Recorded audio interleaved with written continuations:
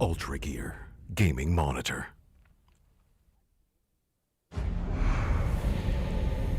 Numerous forces aimed at She the posted Earth. the link on her profile.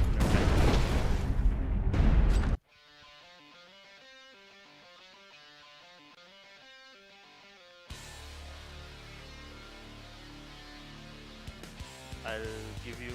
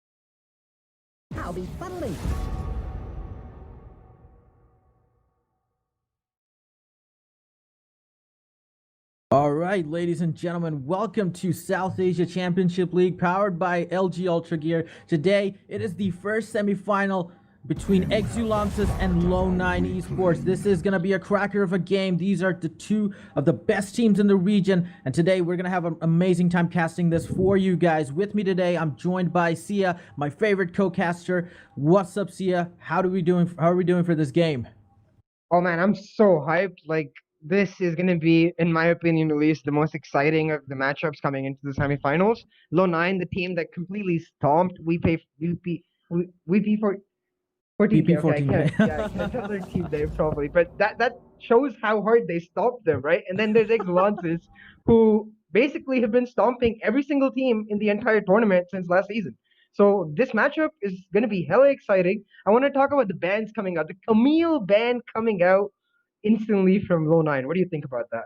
I feel like Camille is one of those champions in the top lane which you really don't want to be up against, considering the fact that you might want to be playing something less aggressive like a Maokai or maybe a Malphite, something like a tank that transitions well into the late game by providing some sort of utility. So Camille actually thrives off of champions like that because she can just bully them out of the lane really quickly. So I'm guessing that Low9 really don't want to play against her because Exulansis may be known for picking that up.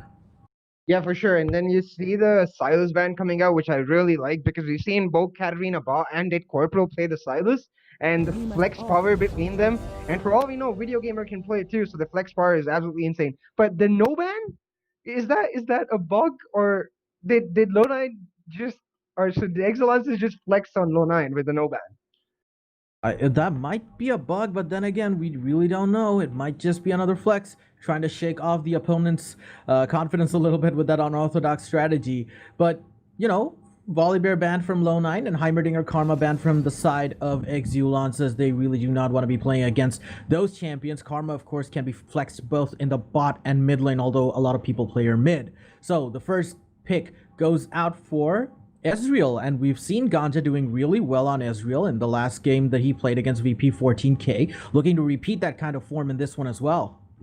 Yeah, and Ezreal, I think, is a really good takeaway too from the side of Exulances, because we've seen Polygunners be a little bit susceptible, but more importantly, we've seen the Low9 bot lane be extremely decisive when it comes to making plays, taking away the mobile AD carry and forcing them into something that is a bit more like attackable on the side of Low9. For the side of Low9 would be much better for them. Right, so the first pick goes out, and it's going to be Graves jungle. So what do you think about this champion right now? So Graves is generally a very, very strong jungler. The one problem I have picking Graves and Kaisa into Ezreal is range. So instantly, if I was Low9, I'd be thinking, hey, both of these AD carries are not like long range AD carries. All we have to do is make sure we're either picking a heavy engage composition, and that's why we see the classic set coming out for Zuko. I assume this is going to Zuko in the top lane, even though it's possible to go to the jungle because of how well he played last time. Right, definitely. It might just be that, but we've already seen how Zuko performs in that set. He is able to hold off every single gank that he does get in his lane. So I'm guessing the Low9 do want to give him that comfort pick by giving him the set, which does nullify the existence of that Camille ban right now, because if they were actually planning to go this aggressive, why did they ban out the Camille? Yeah, I think it's more to do with flexing power, I'm thinking, because I'm guessing that both Video Gamer and Dead Corpo play the Camille, so it could be flex between top and jungle, and that's not really a risk Low9 want to be taking, though I'm not entirely sure. Because set into Camille, it's not exactly a bad matchup, it's more of a skilled, even matchup where set can definitely win if you're playing it properly. Yeah. And then we do have a Kaisa pickup coming out from the side of Exulansis. A really good AD carry right now considering the overall meta, but you do need those items to ramp up. Yeah, for sure. We see the Bard coming out for Microice, now known as Bill Meow Kuro, and we love his Bard. Like, I'm a big fan of his Bard. The playmaking coming out will be absolutely necessary, because from the way this draft seems to be going, even though Exulances have like 80 carries like Kaisa and Graves, I think the scaling is going to end up on the side of Low9, because Ezreal and Kindred are very, very hard to beat with the amount of range, with the amount of like gap they're able to maintain between themselves and the other team come late game. Right. So we just got information chat that it's in chat. So basically, Exulansis' second ban was actually Shen. They did face a ban bug in the phase, so they just couldn't ban it out, but it was communicated. So Shen is off the table as we go into the second phase of the bans, and it goes out for Corky and Syndra. Yeah, I see the mid lane targeting going towards Shadow, the respect being given towards the man. Like he solo carried game one in the quarterfinals on his Syndra. And the Corki ban makes a lot of sense. We've seen Katarina Bot play extremely well in the Corki. The Zoe ban coming out, which again makes sense because we did see Shadow pulling it out and playing really well in the Zoe. But that tells me, is Exulansis going to go for a first pick Azir? They just might after this. After the end of the first phase and the start of the second phase, the second ban goes out. Zoe, Orianna, all mid lane picks targeted by both these teams. So Karina Bot, all eyes are on him. This is going to be his moment to shine. We all want to know what he's playing in the mid lane. What magic is he going to weave with which champion? Is it going to be? Is it going to be the first pick of the year? I think it might be the jungle pick here. You might save the last pick for Katarina Bot because you've already seen the jungle on the side of Lownine. But the Zoe ban does tell me that the mid lane, yep. It is. It is. It's Galio right here. So Karina Bot opting to pick up a safer champion that can hold his own against a laner that is aggressive instead of the flashy playmaking champion style that he's known for. So what will TA Shadow respond with? His Syndra is banned out. We all know that he loves to pick that champion out to almost anything. So he goes in for the Cassiopeia. It might just be a Yasuo pick. No, he opts for the aggressive high damage mage that he's known to play. And yeah, that just fits right into his playstyle really well. Yeah, and Cassiopeia is a really, really good pick into Galio, especially because you're able to deny his ultimate if you're in range with both the grounding and his own ultimate. The Thresh comes in for Dominic, and I really like that pick because, as I was talking earlier, I love the way Lownine are decisive, and they're going to have to take the fight to Exulansis because, as we've mentioned in the quarterfinals, and as we'll probably be mentioning now, Exulansis will just beat you in terms of CS and having that extra bit of gold come mid game. So if you're not able to get that tiny gold advantage in early game, then you're looking at a big bunch of trouble come mid game. Right, it's also going to depend on how these skirmishes go because both these teams are really adept at skirmishing down in the bot lane and in the dragon area or any other objective area for that matter because they have those aggressive top laners in the form of Kennen and Set. So the junglers also, they're just junglers who want to fight, right? Kindred wants to get those stacks and contest for those objectives deep in the enemy's jungle, whereas Graves is one of those champions that can really just get up in your face and start fighting right away, even if he doesn't have that many items. So it's going to be interesting to see how this, this potential for action is actually spread out all across the map. So I'm willing to put my money on Lownine though. I just feel like they have like a better team setup. They just look more confident going into it. But with these teams, the way that they're so evenly matched, I really can't tell. So I'm taking a risk with my money here. Yeah, for sure. Like if it was any other matchup as a Kindred versus Graves, I would be very, very happy for the Kindred and very confident that the Kindred would just start taking over by playing slowly early game. But this is video gamer Graves. So we have to look out for if this Kindred gets shut down. Because yeah, you're right. If Lownine are not exactly forced into making any bad plays, then I think given their skirmishing capability, I would also put my money on them. But I have my money on video gamers Grave. And I'm looking for him to just 1v9 this game as he's done it many times before. Right, so looking at the bot lane matchup, I feel like Kaisa and Bard, they're just gonna, Holy Gunners and little Miyakuro, who is known as Micro Ice in, in actuality, they're gonna want to, take things a little bit safer, allow the Kaiser to ramp up and farm. They're no slouch when it comes to engages, but I just feel like, Ganja and Dominic have the upper hand in terms of forcing a fight level 2. Oh yeah, for sure. We've seen this from Lownine before itself. They're able to use their power spikes, especially in terms of levels, not even items, very effectively. And come level 2, they will be able to force the fight. Though the one key thing about Bard is that the champion in itself is built for outplays. If the Thresh as such is not able to land a perfect hook or miss his hook into Flay, then the Kaisa and Bard can actually turn around really fast because Kaisa with Hail of Blades is able to burst down Thresh before he starts getting that armor. Definitely. Like in the early game, if you miss those skill shots with Thresh or even Ezreal for that matter, you just lose a lot of your effectiveness in the lane come those engages, right? But I feel like Bard as a champion, he's akin to Teemo in the sense that he has this global taunt, which forces even the best players to follow him into a teleport, even though it's a bad idea. I've seen really good players outplay like 4 people or 3 people in the enemy team, but then they just follow a Bard and they just get stunned and they die. So it's a phenomenon that can't really be explained other than the fact that Bard does have a global taunt. So yeah. Yeah, for sure. And a really good Bard player is Micro Ice or Lil Miyakuro. We really have to settle on a name for him. He seems to have settled on Lil Miyakuro, so maybe we should just call him that. But like his Bard has been phenomenal. Not just this tournament, but the past tournament too. So it's gonna come to him and Video Gamer to team up because, like you said, the early priority is gonna fall down to Ezreal Thresh unless Thresh doesn't play it really well. So looking towards Video Gamer and Bard to start making plays towards mid lane, maybe get Katarina bot like that little bit priority so that they can come 4-man dive bot lane or top lane come level 6. Right.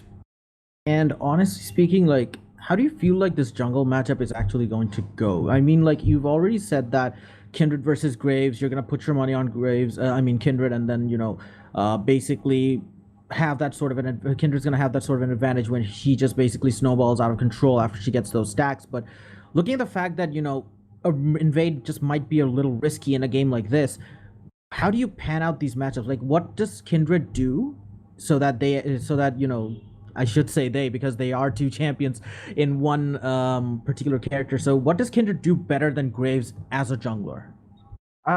Literally just scaling, pure scaling. Because once Kindred gets her 4 marks, she's able to get that extra range. What I'm looking for Kindred to do this match though is just step back a little bit, let Video Gamer take that small advantage early, because Shadow is not gonna have the early priority in terms of wave against the Galio. Unless he plays it exceptionally, he's gonna end up being pushed in by the Galio. So his mid lane and his top lane, which is Set versus Kennen, again, Kennen will have priority. Kindred will not be able to contest in the river versus Graves. Normally, in a 1v1 matchup, Kindred could actually outplay Graves. That comes down to purely skill and if he's able to use the Kindred Q to dodge the Grave Q. But Right. given the fact that Exulansis will 100% have priority and Video Gamer will 100% have backup, Kindred, I'm just looking towards farming up and staying as close in goal as possible to Video Gamer, because come mid game when his ultimate comes up and when he's able to get those 2 or 3 marks and is very close to his 4th mark, he'll start ramping up really fast. Right. It's all about making sure that this Video Gamer Graves doesn't pop off. You just want to deny him as much gold as possible. Give him that extra scuttle cab, give him that extra camp, just don't give him the extra kill. Definitely, because you see that, if the Graves does snowball out of control, I feel like Exulansis have more of an advantage in terms of setting up their team composition.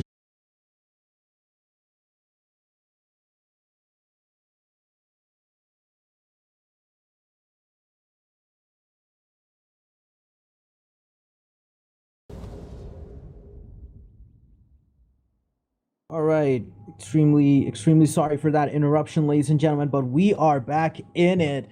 Fortunately, we did not miss a lot. There was an altercation going down there in the bot lane, which ended up with someone losing their flash. Holy Gunners it was, who had to lose that flash onto an invade by Dominic, who flash queued but did not connect. So right now, we are really even Stevens. Honestly, it's just 2 minutes 24 seconds. Both these junglers opted for a standard start, each opting to start out in the top side of their jungle as we are underway again.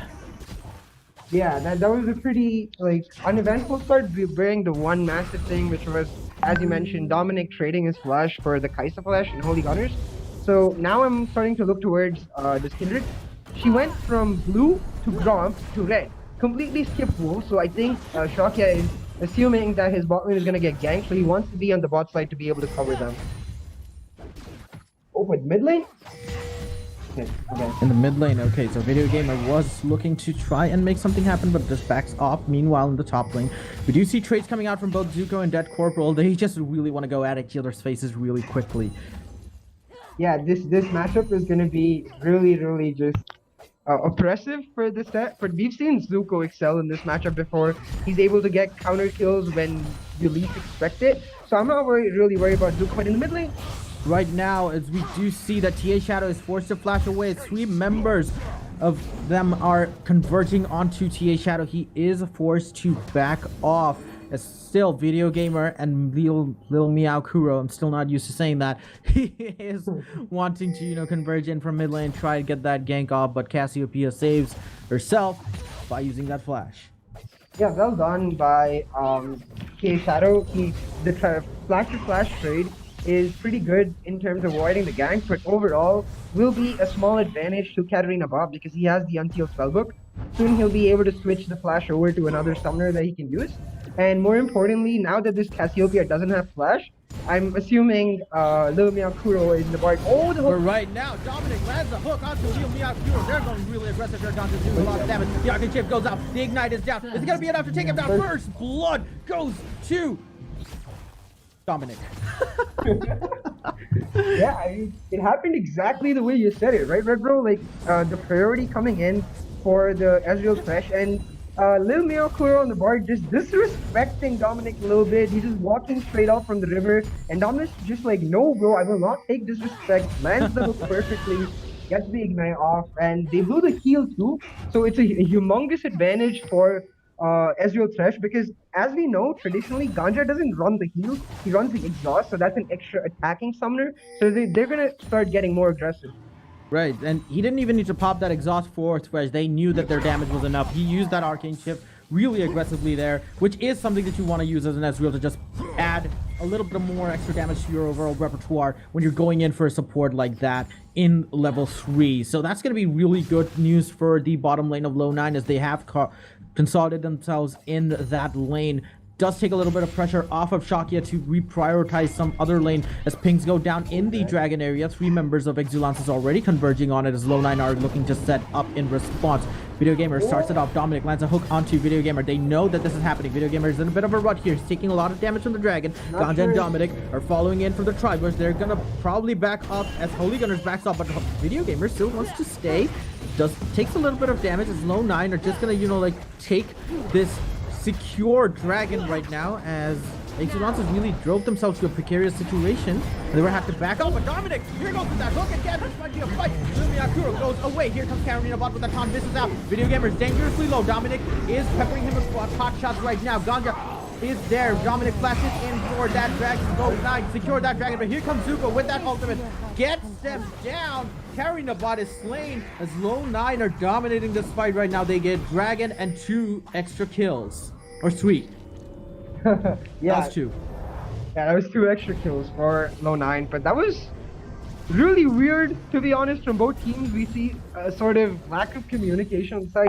First, the Video Gamers staying on the dragon, taking a couple extra auto attacks for a little longer when the rest of the team was backing off. Then we saw Shakia staying on the dragon while Dominic landed the hook and wanted to go for the fight. But Lownine managed to pull through. They get 2 kills, Kindred gets a mark, and they get the dragon.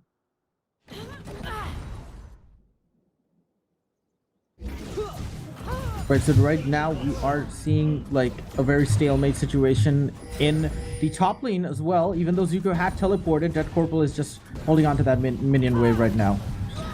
Yeah, this is basically like very favored towards Lownine now because the only thing going in favor of Exulansis at this point is this top lane, which isn't even that far ahead.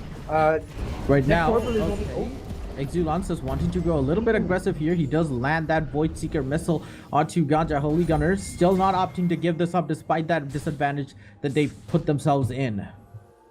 Yeah, a goal lead for every single laner on the side of Lownine, while only a very small goal lead for Dead Corporal in the top lane with like 100 or 200 goal lead.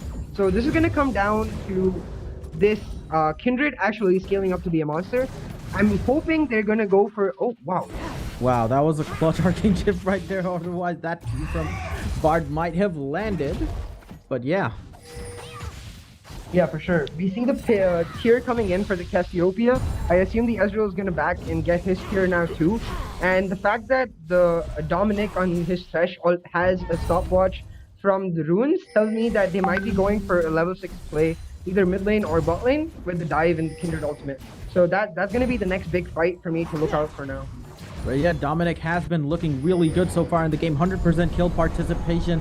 All the fights have taken place near that dragon or bot lane area, and he's been there to capitalize on it. In fact, he's been the one to initiate and facilitate those fights more than any other person in the team, as the blue buff gets taken out by Video Gamer for himself, while Cassiopeia, TA Shadow, does have that blue buff to himself, even though Katarina Bot sitting on the Galio, he does not need that blue buff. It just goes to show how Lownine are in a comfortable position to actually redistribute some resources to the rest of the team to build that advantage. Yeah, for sure. The fact that the Kindred has already finished her jungle item, as compared to the Graves, who's still stuck on the longsword, will make the world of difference if they try to go for a skirmish now. Because Kindred will start bursting every single member on the side of Exulansis really, really fast. I assume she's gonna go for like a crit item second, though I wouldn't be surprised if she goes a little bit more defensive and gets something like a Bork or a PD. Okay, TA Shadow might just be ganked by three members of Exulansis right now. He is flashed. He has flashed over the Raptor's pit to avoid any sort of CC onto him. So good play coming out from Exulansis that might just allow them to have some sort of advantage in the mid lane fight if they want to force any. Yeah, but really well played by TA Shadow, right? He's just giving the utmost amount of respect to Exulansis, acknowledging the fact that this Bard on Lil Miyakuro is really good at his roams, and Exulansis are really well coordinated in these roams. He uses the flash a little bit earlier to make sure that there's no threat of him getting killed whatsoever. Right, and right now he is sitting at a very comfortable CS lead here at 9 CS, which is not really a lot, but still, it's enough for Cassiopeia to actually start popping off. He does have that 1 kill to his name, so he's going to be ahead of items if he does decide to go back, while Karinabot did make his first back and takes up the Hextech Proto Belt.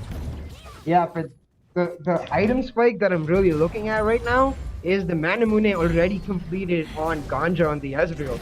He's going to be scaling into a really, really strong mid-power beast. And with the dragon coming up in the next 30 seconds, Red Bro, it looks like your money has went in the right place because Lownine are playing this really well.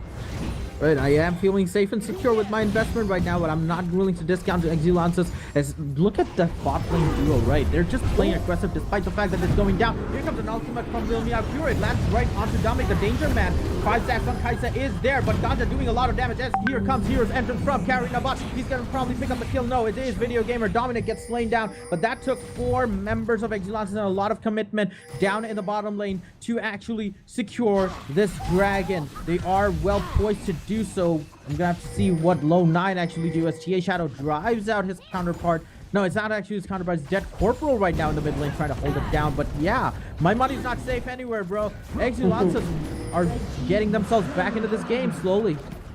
Yeah, but this is classic Exulansis, right? The 5-man move towards Okay, the we dragon. might see another aggressive play coming out from Lil Miyakuro. Uses that teleport, spots out Shakia coming down from that tri-bush, opts to disengage. I'm really sorry for interrupting. No, of course, like, the amount of action going on in this game is exactly what we expected from... Oh, and another fight coming in the river? That steal goes out from Shakia. He's not done. He wants Video Gamer right now. That flash goes down. Video Gamer responds with the flash of his own. Here comes Karinabot. Misses that dash, but Dominic is in tow. He wants to get this down, but settles for that control ward as a teleport comes down from Dead Corporal. He might want to engage here. That ultimate goes down. He gets stunned. Probably 3 members of Lownine are there actually, but Karinabot, he's not done yet. Dead Corporal gets taken down really low. Uses that ultimate to save himself. Shakia gets taken down in an unfortunate sequence of events. Dominic lands that hook, but he's in a prepared situation right now. Lil Miyakuro down in the dragon lane right now. Oh my god, a lot of damage! Zuko, you monster! What is that damage? And TA Shadow can just follow up here. He might just get a triple kill if he does play this right. But no, that's from Karinabot, landing him in a bad situation. But no, here comes Ganja, does the damage. Double kill comes out. Lownine, oh my god, amazing turnaround from that disadvantage. I know, right? Like, this is something we expect to see from Exulansis, like, the muff up from the opposite team into them collapsing on them, getting multiple kills. Oh my goodness. That was a close call, but I feel like Dead Corporal ended up the winner there as he lands himself a nice, juicy 150 gold shutdown onto TA Shadow. Yeah, but at this point, it feels like Lownine are flexing on Exulansis. I mean, I'm so surprised to see that.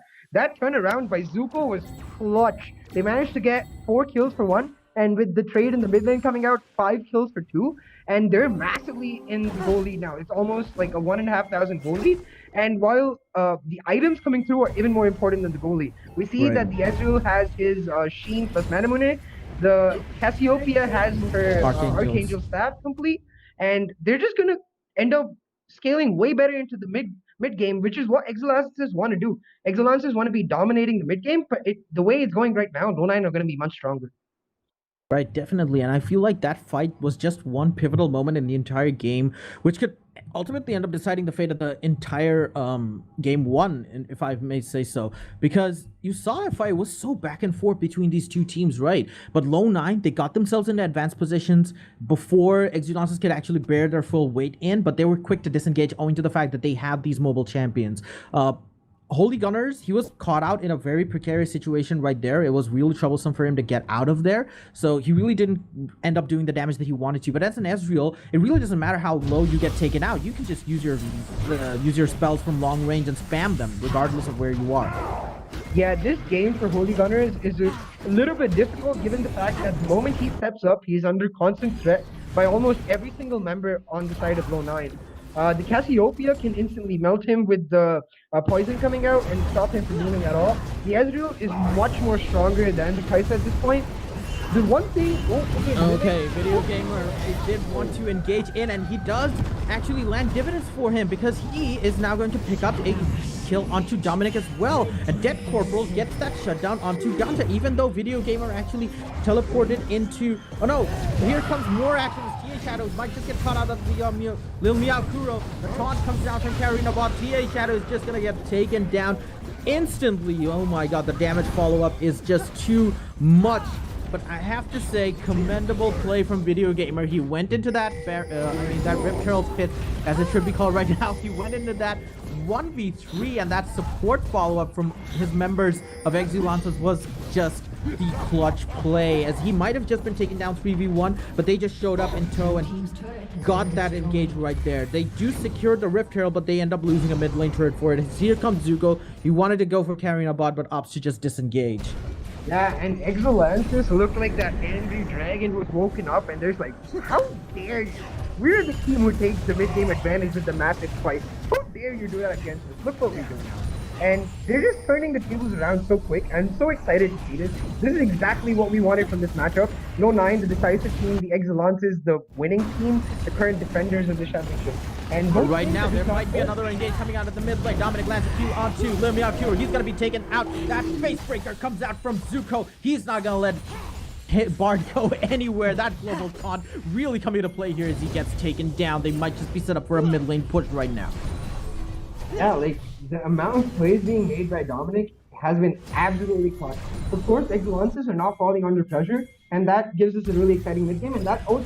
Okay, Zuko manages to cat out Karina Bot. Is this going to be a follow-up engage right now? No, the Raptors actually save him from being pulled in by Dominic, but here comes Dead Corporal at Video Gamer. That ultimate clutch from TA Shadow stops them in their tracks as a teleport comes down from Zuko. Response teleport comes out from Dead Corporal. Another teleport comes out from Karina Bot. But here goes Video Gamer away with that ultimate through the other side of that wall, ending any potential for a fight. Wow, that ultimate flash from TA Shadow was absolutely beautiful. He just takes both of them and right there and just pieces out. And it's going to be really key coming in time for this dragon, because now this Kennen doesn't have his ultimate. Galio doesn't have his TP, but on the side of Lownine, they have almost all of their ultimates. They have the Ezreal ultimate. Most importantly, they have the Kindred ultimate, so it's going to be a free dragon.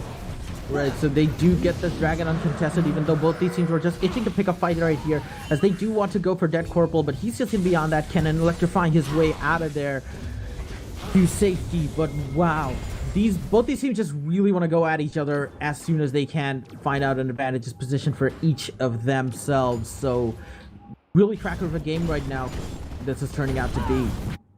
Yeah, for sure. Like, the one key thing though is in this match is basically the Kennen at this point. He's the richest member on the side of Exulansis, and if Zuko is able to just deny the Kennen ultimate by ulting, or if TA Shadow is able to deny the Kennen ultimate by using his ult the way he did just now, the entire goal lead on the side of Exulansis suddenly becomes useless, and the scaling on the side of Lownine comes in. So it's going to become up to Dead Corporal for the next 5 minutes or so if he's able to pull off some massive flanks into massive ultimates. Right. I really just want to see both these teams, go at each other again, because both of them are so proficient at these team fights and these skirmishes. It just goes to show how evenly matched they are and how badly they want to go to the finals of this amazing tournament that is being set up right now. As Ganja and Dominic want to go on for that push onto the mid lane, it is really low on the side of Exulansis, who haven't lost a turret yet, which they really should have quite a while ago, surprisingly, if I might say so for myself, as, you know, Lownine loses the bottom outer turret. Yeah, the one key thing that I've seen in this game, like similar to the way the Ocean Dragon was lost, Lownine have been a bit slow to react to the plays made by Exulansis, but when they're making their own plays, they're completely on point. So the question here for me is going to become, can Exulansis just step up the pace so much that Lownine fall into this state of chaos where they're not able to respond entirely?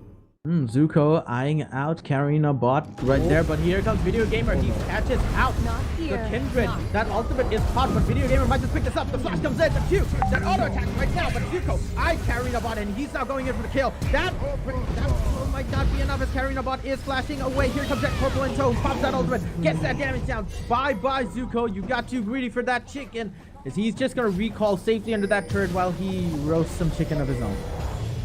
Yeah, I'm not really sure why UltraGear is making his way top lane. Like, it's a bit too late to be making a gank given how many globals Exulansis do have, and there's no objectives to be taken top lane unless you want to go for a 20-minute Baron, which I'm pretty sure they don't.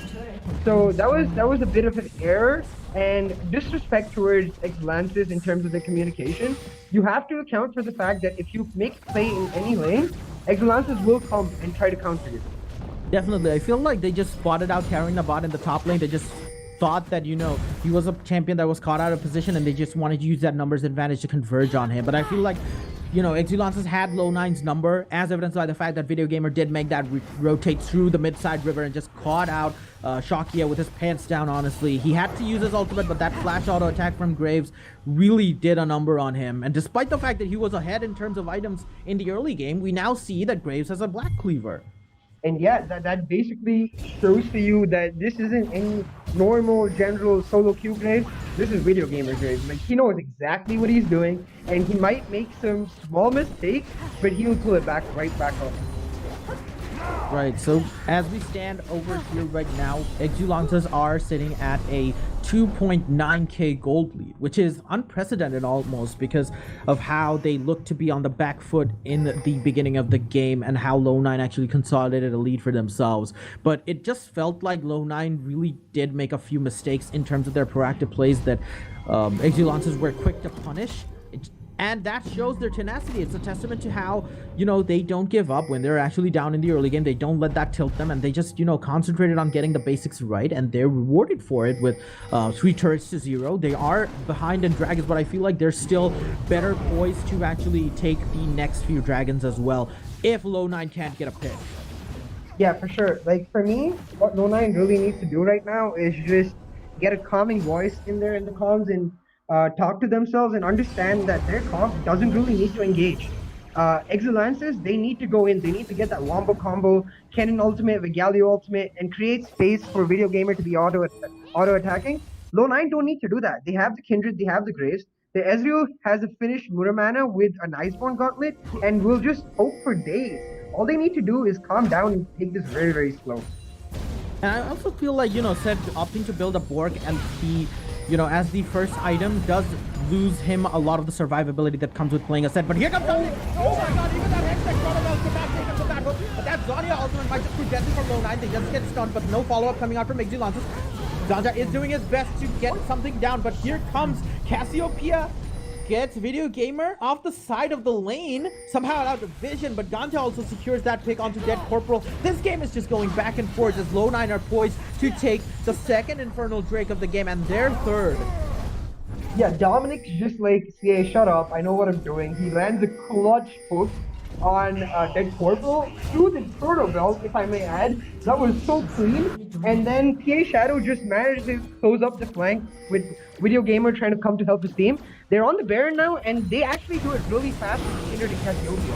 Okay, So they actually started off, honestly, even though their jungler is in the mid lane. They want to start it off and want to take this risk, even though Exulansis do have vision of it. They don't have vision of it, but they are aware of the fact that they're doing it. That ultimate pops down. Zuko and Ganjar are caught out along with the Baron, who are now covered in gold. Dominic is dangerously low right here. Exulansis sends an opportunity. They go in, but Exulansis don't actually end up securing the Baron. It's going to be Lownine, but they're going to be punished for it. As Zuko ults in someone, but a double kill comes out from Holy Gunners. He was looking for that sort of an opportunity to pop off. As CA Shadow tries to hold off 4 members of Exulansis trying to converge onto them. They want to save this Baron buff as much as possible, as Exulansis get a return kill, but you know, I feel like Lownine are just the overall winners of that. They get Baron, they get 1 dragon, but Exulansis are just not gonna wait around. They're gonna take the second mid turret of the game. Yeah, that was really beautifully done by Lownine. They're able to make a really decisive call to go on for Baron, and 2 kills for Baron is actually a pretty good trade for Lownine. Now it's going to come down to whether or not they'll be able to use this Baron buff, because they have the Baron buff on all their important members. It's on the Ezreal, the Cassiopeia, and the Kindred, and it's going to come down to whether or not Dominic's able to land his... Ooh, Shakia might just caught out Death Corporal right here. No, it's just a little bit of a threatening response to his recall right smack dab in the middle of the lane, which you really shouldn't be doing, provided the fact that they might have vision somewhere in the bush. But looking at the side of Lownine, I feel like, you know, Dominic has the better idea of how to play this team composition that they've set up for themselves. You just go for those clutch picks, you try to get one of those teammates out, and you force a 5v4. That's how you win this game for Lownine. You really can't be fighting aggressively as Exulansis can, given the fact that they have those sorts of engages in the Kennen and the Graves with that follow-up. But here comes Dominic. He lands another hook onto Karina Bond. He's in a lot of trouble right now. He gets taken a lot of damage to him. Death Corporal pops that ultimate, but there's none of them in that stun range. Lownine just baiting out these ultimates really well. And Dominic especially, he's been so good on this stretch throughout the whole game. Yeah, this is exactly what we wanted to see from Lownine, right? But right now, a massive fight erupts in the mid lane as the second turret gets down. Hero's entrance from Karina Bot comes in a little too late, as he's going to be ambushed by 4 members of Lownine, who are now stuck in that golden stasis for down little Meow Kuro. But this might just be game. Yeah, Lownine, even though they felt like they were on the back foot, they somehow managed to come back to themselves by playing to their strengths. Oh my god. Yeah, I think, yeah, they're gonna go for it. Has been destroyed. Yeah, They're actually going for it. They're actually going for it. They have a cannon minion. It's gonna be Baron buff up. So the maximum amount of time is 14 minutes, 7 seconds, 6 seconds onto Holy Gunners. Jet Corporal is desperate to actually try and pick off Zuko, but he's just gonna take a lot of damage in here. Zuko might just get taken out. Little Meow with that flash takes down Zuko, but that flash out from Dominic with that play takes him down. And here comes Exulansis and Photo. Video Gamer and Holy Gunner feeling a lot of damage here, but oh my god, Ganja gets that double kill. Is he gonna get that Video Gamer? Oh, comes that from Dominic. Is it gonna be enough? No, it is not, as Karina Bot takes down that shutdown. Oh my goodness, such a close fight, and Lownine could not end that game. I mean, that was just beautifully played by Lil Miyakuro, or Micro Ice. He managed to get Shakia on the side first, not letting the Kindred auto-attack the turrets. Then he managed to get another kill onto Lownine on Zuko flashing it, and he managed to waste so much time with the other teammate just not letting them attack what they want to do, which is be attacking the next turrets and trying to end the game. Overall, though, it was definitely a plus for Lownine. They're able to use that Baron buff really well. They're able to get 1 Nexus turret and 1 inhibitor, and now with the Soul Point Dragon coming up in 45 seconds, most of their team is really, really strong. The Cassiopeia has the Banshee's Veil, the Ezreal has finished his Death Dance, and the Spirit Visage coming in for Zuko just makes him a little bit stronger in the tank. Right, and that fight was just so much adrenaline going around every single little play that was happening. So many little things that these players were actually taking into consideration within that fight. As Lil Meow Kuro wants to defend his board in the Pixel Brush. Video Gamer might just be caught out. No, that dash goes on the quick draw over the wall. But yeah, this is Soul Point, and expect a massive fight coming in as Death Corporal notices the fact that he has to go in really quickly, uses that teleport, is converging from the bot side of the river. Both these teams are doing a Mexican standoff here, as any team might just go in for an engage. Dominic wants to land that Q, did not land it, so Video Gamer wants to clear out as much vision as he can as Death Corporal wants to go in. He's he might just get him right now, as that 2 flash, that hook might not be it. Miyakuro with 3 ultimates onto catch outside the dragon. Here comes another messy fight as that Kindred ultimate is gonna go down, preventing anyone from dying right now. As 3 members are taken down. Lownine are still clinging onto, but here comes Holy Gunners with that damage. Comes out strong. He did not get damage at all. But Team Shadow tries to get a kill onto Holy Gunners, but that's not going to be it. Dominic, last person surviving from Lownine, is going to be taken down slowly and steadily by Dread Corporal and Lil Miyakuro. As Lil Miyakuro is just trying to provide the body block here. That Ignite goes down onto Dread Corporal, but I do not think that's going to be enough to take him down. It is not, and they lose that soul point. Yeah, that was a bit suspect from the side of Lownine, but I'm going to give props to Dead Corporal. As I said earlier, this game is entirely up to him, in my opinion, because it's going to come up to whether or not he's able to land these clutch Cannon ultimates. That Cannon ultimate was absolutely clutch. The Ezreal with his Death Dance would have completely popped off in the fight, but he doesn't even give him a chance. He just instantly one-shots him with the help of Holy Gunners. And just like that, they win the fight. Right, and I feel like you take out Ganja from the team fight and you have a very, very, inferior version of Lownine fighting right now. So the Exulansis have spotted out their key member to target. They want to target Ganja right now. They want to focus every single thing onto him so that he gets taken out of the fight really, really quickly. They just want to start off by fighting like Lownine, get a pick off of an important player, force that 5v4. Even if you do not take out Ganja and you take out one member of Lownine, I still don't think it's going to be enough to land him. But here comes Dominic, lands that hook onto Video Gamer. Is that going to be it for him? A lot of damage being turned down. Lil Miyakuro lands another good ultimate onto 3 members of Lownine as it all comes down to Video Gamer, tries to get a bit of XP. Not now, but Dominic with that follow-up gets Lil Miyakuro, and Ganja is able to secure that as they might just contest for Baron. The Video Gamer is at half HP, or they just might want to push down mid lane. So for all our viewers who didn't know, the Spirit Blossom skins have a particular lore attached to them, right? They're all supposed to be the legends of the champions in the actual Runeterra universe. The way the Thresh skin is designed is that he's supposed to be the collector, like the person who takes your soul once you get into the underworld. This Dominic Spirit Blossom Thresh is definitely collecting the hook after hook after hook, and he's able to set it up right. And right now, Lownine are poised to actually go in for a mid lane push as Karina bot lands that taunt onto Zuko. That's not going to be it, but it might just drive away Lownine enough to actually go, shoot them off to Baron, as they do hold on to their base, as Dead Corporal is in tow, wants to look for and engage onto Ganja. All eyes on him. And Sia, I just want to add to the Thresh commentary that you just did. In this particular Thresh skin, if you get 25 souls, Thresh transforms into his human form from his demon form. So as you can see right now, Dominic has been really effective, so he is now in human form. Yeah, he looks really cool with his long hair coming out too, so Dominic just sort of a little bit flexing on the other team. But what's really important for me now for for Exulansis, is this Kaisa got some time to get her items back. She has her Rage Blade, she has her Phantom Dancer, and she has not much going for Baron. Okay, things going down. Exulansis better poised to take this Baron as Lownine find themselves caught out in a very bad situation. They're unable to contest this as Exulansis might just end up securing this, but Lownine really do want to go for this engage. Zuko wants sent on to Dead Corporal. That flash comes out. He uses that ultimate. It's going to be a lot of damage comes out to Dead Corporal. He hasn't used his ultimate here. Here comes Ganja. Deals a lot of damage right now as the flashes comes out from all members of Lownine. They really want to contest this fight so that none of the 18 members of Exulansis survive with the Baron buff. Video Gamer gets taken down to half HP as the chase still comes out from Lownine, and Exulansis still secure Baron with 4 members of their team still alive. Lownine going in for that mid lane push.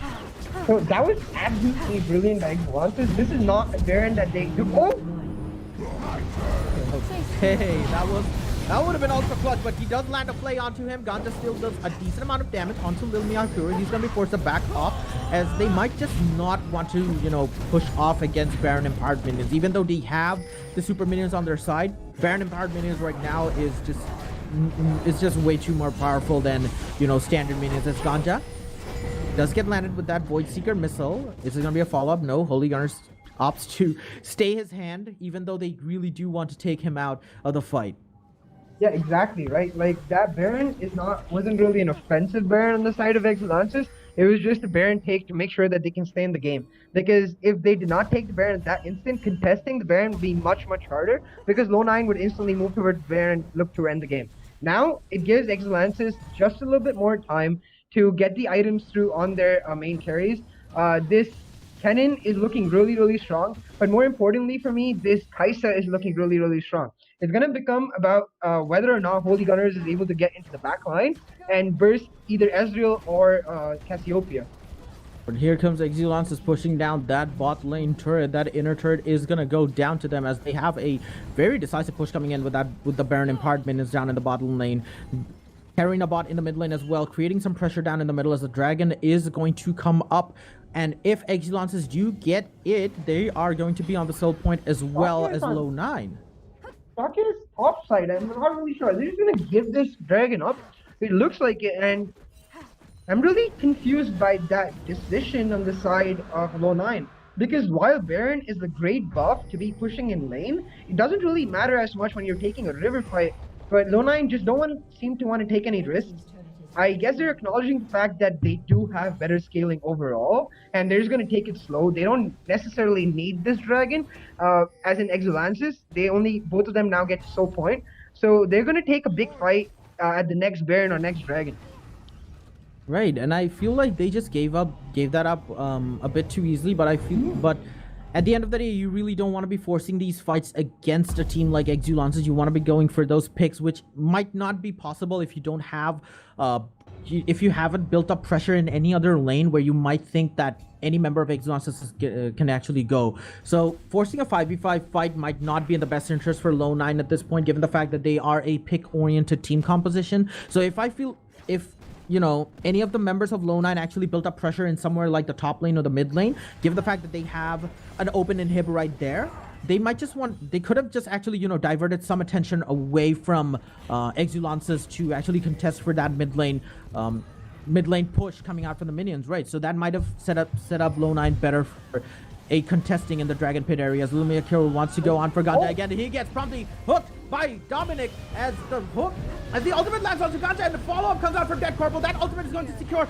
two members of Lownine as Ganja is going to be taken down, and he's surviving in the Kindred ultimate. That flash arcane shift comes out. Holy Gunners wants to go in, but oh my god, they still couldn't kill him as shutdown after shutdown comes in for Shakia. He is dealing a lot of damage, and Exulansis overcommit for Ganja and promptly get themselves obliterated by TA Shadow, who was unchecked in that fight, as evidenced by the fact that he's still at full HP. Lil Miyakuro can do nothing but try and get a return kill. The flash Q does not particularly land onto Shakia, and he just gets taken down. This is GG for Lownine, and what an amazing performance by both these teams. Man, Shadow has been on point with his ultimate. 3 members flashing in for Ganja in that fight, and Shadow just throws out his ultimate and just stops them right there. Ganja survived for so long in that fight that Exulansis were not able to pull off what they wanted exactly, and Lownine getting the game 1 victory. Oh boy, we're in for an amazing series. Right, and it was so close. Like, it wasn't even a stalemate match while both these teams do a Mexican standoff. They went at each other's throats, and they really wanted to fight. So that was an amazing, amazing display coming out from Dominic. Money's going to be on Dominic's Thresh being banned in the next game. But if you want to find out, you're going to have to stay tuned, ladies and gentlemen, as we'll be back with Game 2. Numerous forces aimed at the earth.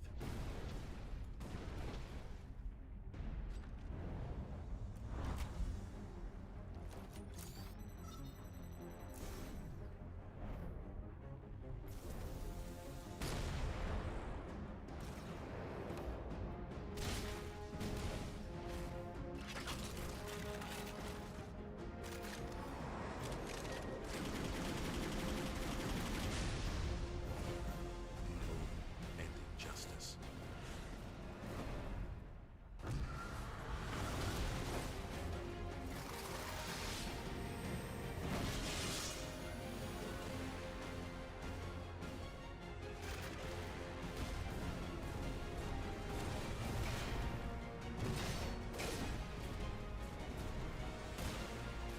Let the glorious battle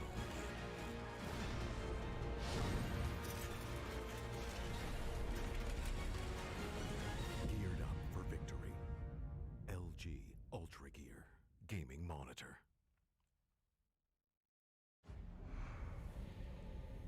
Numerous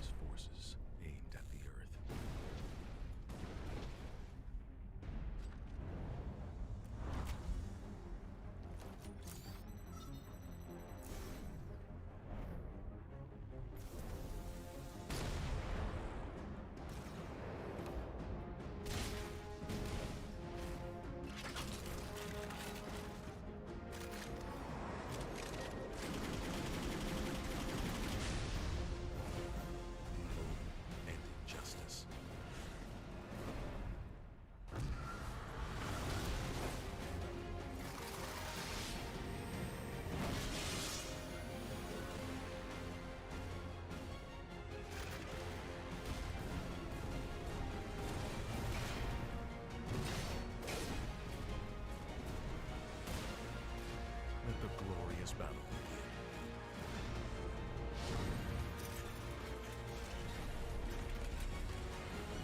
begin. Geared up for victory.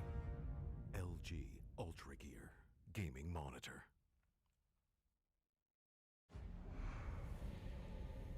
Numerous forces aimed at the Earth.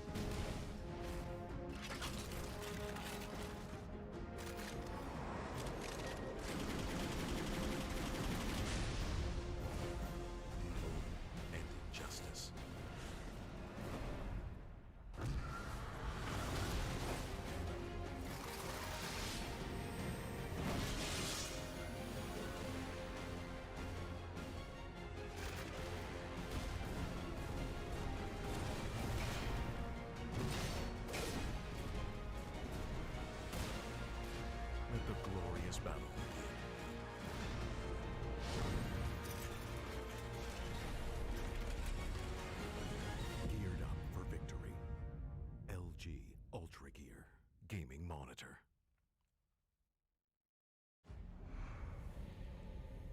Numerous forces aimed at the Earth.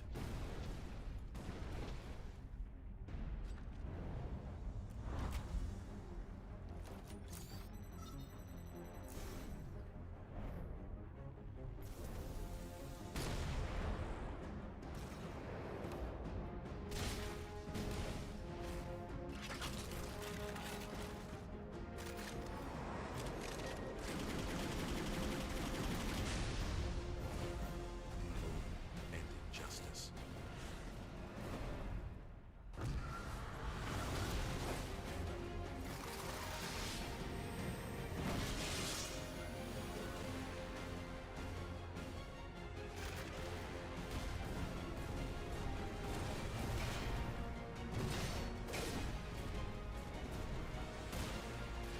Let the glorious battle begin.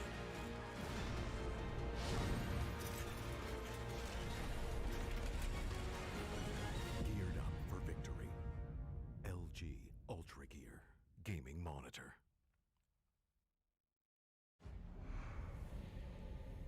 Numerous forces aimed at the Earth.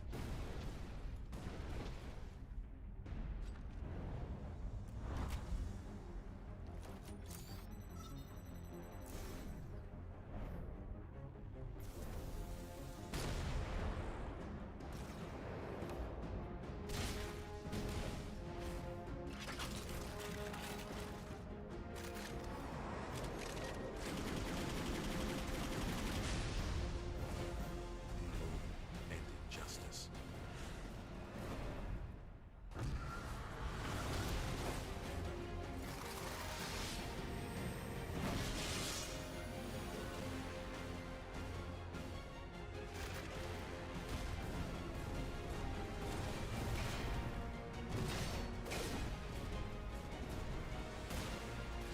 Let the glorious battle begin.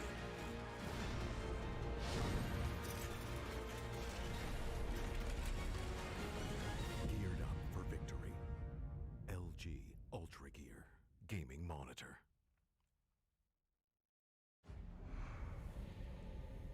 Numerous forces aimed at the Earth.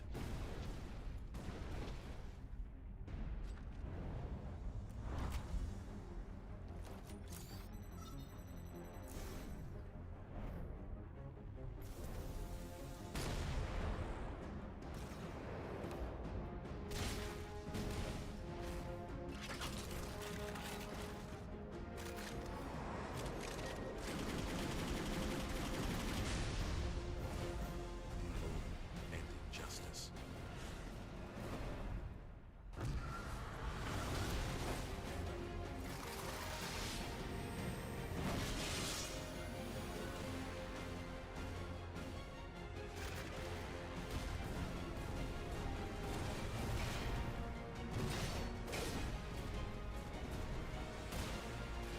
Let the glorious battle begin.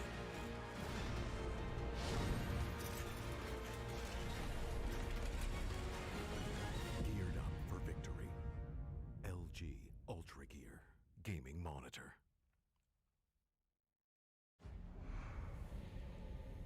Numerous forces aimed at the Earth.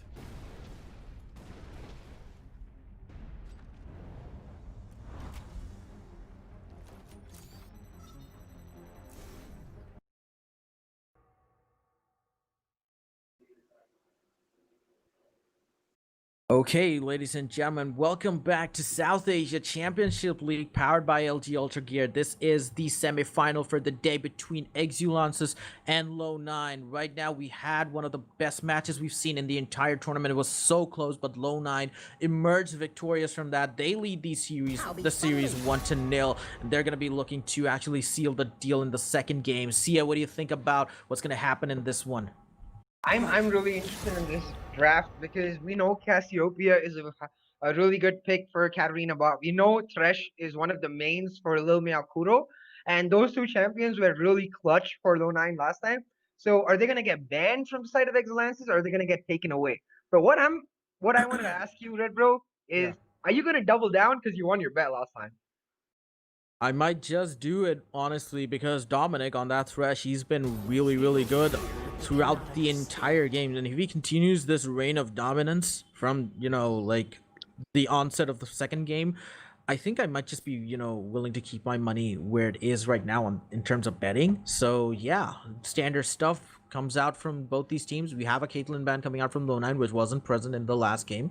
But Exulansis, they do look to ban out the Heimerdinger and the Syndra, opting to respect TA Shadow right there. Yeah, with the substitution of Murder of Crows for Holy Gunners, I think like Low9, we also expect Dead Corporal to move into the bot lane. Dead Corporal is an insane Caitlyn. That combined with the recent Caitlyn buffs just makes Caitlyn a definite ban for me. And then we see the standard Karma ban coming out. But the set ban for Exulansis, finally some team giving some respect to Zuko on his pick. And I'm now interested to see what exactly he pulls up, because for the last 3 games, he's only played set. Right, and his set has been instrumental in his team's performance as well, given the fact that he has been doing a lot of damage from the sidelines. Even though he is in the thick of it, he hasn't been really the focus for any of the teams that have played against Lownine. It's always been Ganja, or it's always been TA Shadow who have dealt the most amount of damage and caused the most amount of havoc. But Zuko is there with that immense presence, with that bruiser champion that he likes to play. So it's going to be interesting to see how he adapts to us. As Dead Corporal takes away that pick, that Ezreal pick from Ganja, he's going to give it off to Murder of Crows, I think. Champion select bug goes on right now, so... Classic South Asian.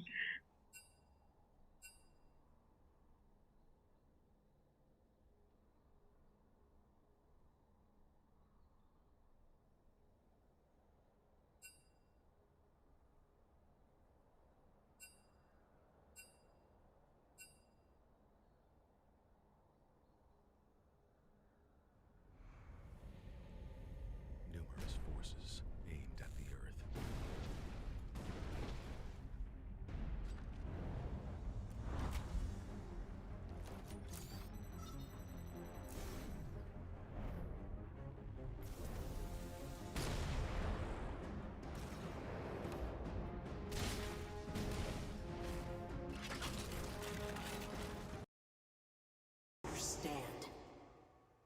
Right.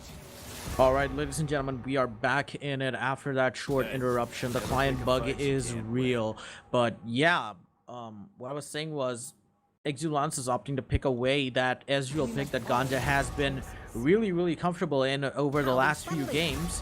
So Zuko and Ganja both are gonna pick up 2 new champions right now coming in for game 2. Sia, do you think that's gonna be a deciding factor for who wins this next game? Yeah, for sure. Like I think the bot lane picks should be coming out now, or at least the support pick, because if they do want to put Dominic back on his thresh, then this is the time to pick it for Wukong. Okay, that's a really good pick for me. It can be flexed between jungle and top. Oh my god, Senna Wukong. And okay, so the reason I just sort of lost myself for a second, guys, is because I've been looking for somebody in this tournament to pull out the classic Senna Wukong at some point. Now, don't get me wrong, this Wukong could just as easily be flexed in the top lane, but Senna Wukong is a bot lane combination that pro teams around Europe and Korea brought out recently, and it's so damn strong into Ezreal. Because Ezreal, all he does, he can't really punish you for farming up. And once this bot lane farms up, they become absolutely insane because Senna, as you know, she doesn't need the farm to be able to get stronger and stronger. And Wukong is just able to funnel the farm all into himself. And come level 6, they get a really strong power spike. Definitely, and that's going to be interesting to see how they actually play this out, because it is the first time that we are seeing Lownine in a setup like this, as they pick up the Kayn jungle, opting to, go for these high potential, high risk, high reward champions in the form of the Wukong and the Kayn. Even though Wukong has a lot of base stats going for him, he still needs to continue his, a sort of snowbally lead. Otherwise, he really can't carve out his effectiveness in a fight, especially the fact that you don't have an AD carry to support you, like a true AD carry to support you down in the bottom lane. So it's going to be interesting to see how Lownine actually plays out this composition, but their confidence does speak for itself, so I'm pretty sure they will pull this off. It's just a matter of how Exulansis actually responds to this. Yeah, I think I want to see Exulansis pulling out an Azir band right here because, like you said, there's no true AD carry on the side of Low 9, and Azir would be a perfect replacement for that in terms of DPS. Because I think if the Azir doesn't get banned here, I think we do know that TA Shadow does play Azir, so I think the Azir pick will come in if it's not banned. It might just, and I feel like that is a really good pick that might complement the entire lineup of Lownine as it stands right now, as a Yasuo ban actually comes out from the side of Exulansis. So that's a really nice ban if you know that Yasuo and Wukong do have that sort of a synergy going in for them. I mean, it's going to be really interesting when Yone actually comes out and you have these teams picking up these Yone Yasuo Yeah. compositions along with the Wukong down in the bottom lane, perhaps. A lot of Yeah. terror is going to be unleashed. Okay, there we go. And you're And right, TA Shadow picks up the Azir. yeah, it makes a lot of sense. It compensates entirely for Senna's lack of DPS, but it also complements the entire team so well because when Wukong is able to get his double knockups, he just frees up Azir to do whatever he wants. And we know that when TA Shadow is able to get that little bit of space in the team fight, he's able to take it over entirely. Now for Exulansis, they're going for the Wombo combo, the Oriana with the Nocturne, the Malphite coming in. This is going to be really interesting. The death ball delivery system is in place as Malphite gets picked up for Dead Corporal in the top lane. It's going to be really, really interesting to see what Zuko actually wants to pick out for himself. It's going to be exciting to see what he wants to go for against this Malphite. This video gamer was flexing that Thresh pick right now. Like, hey, look, I'm going to use that champion against you.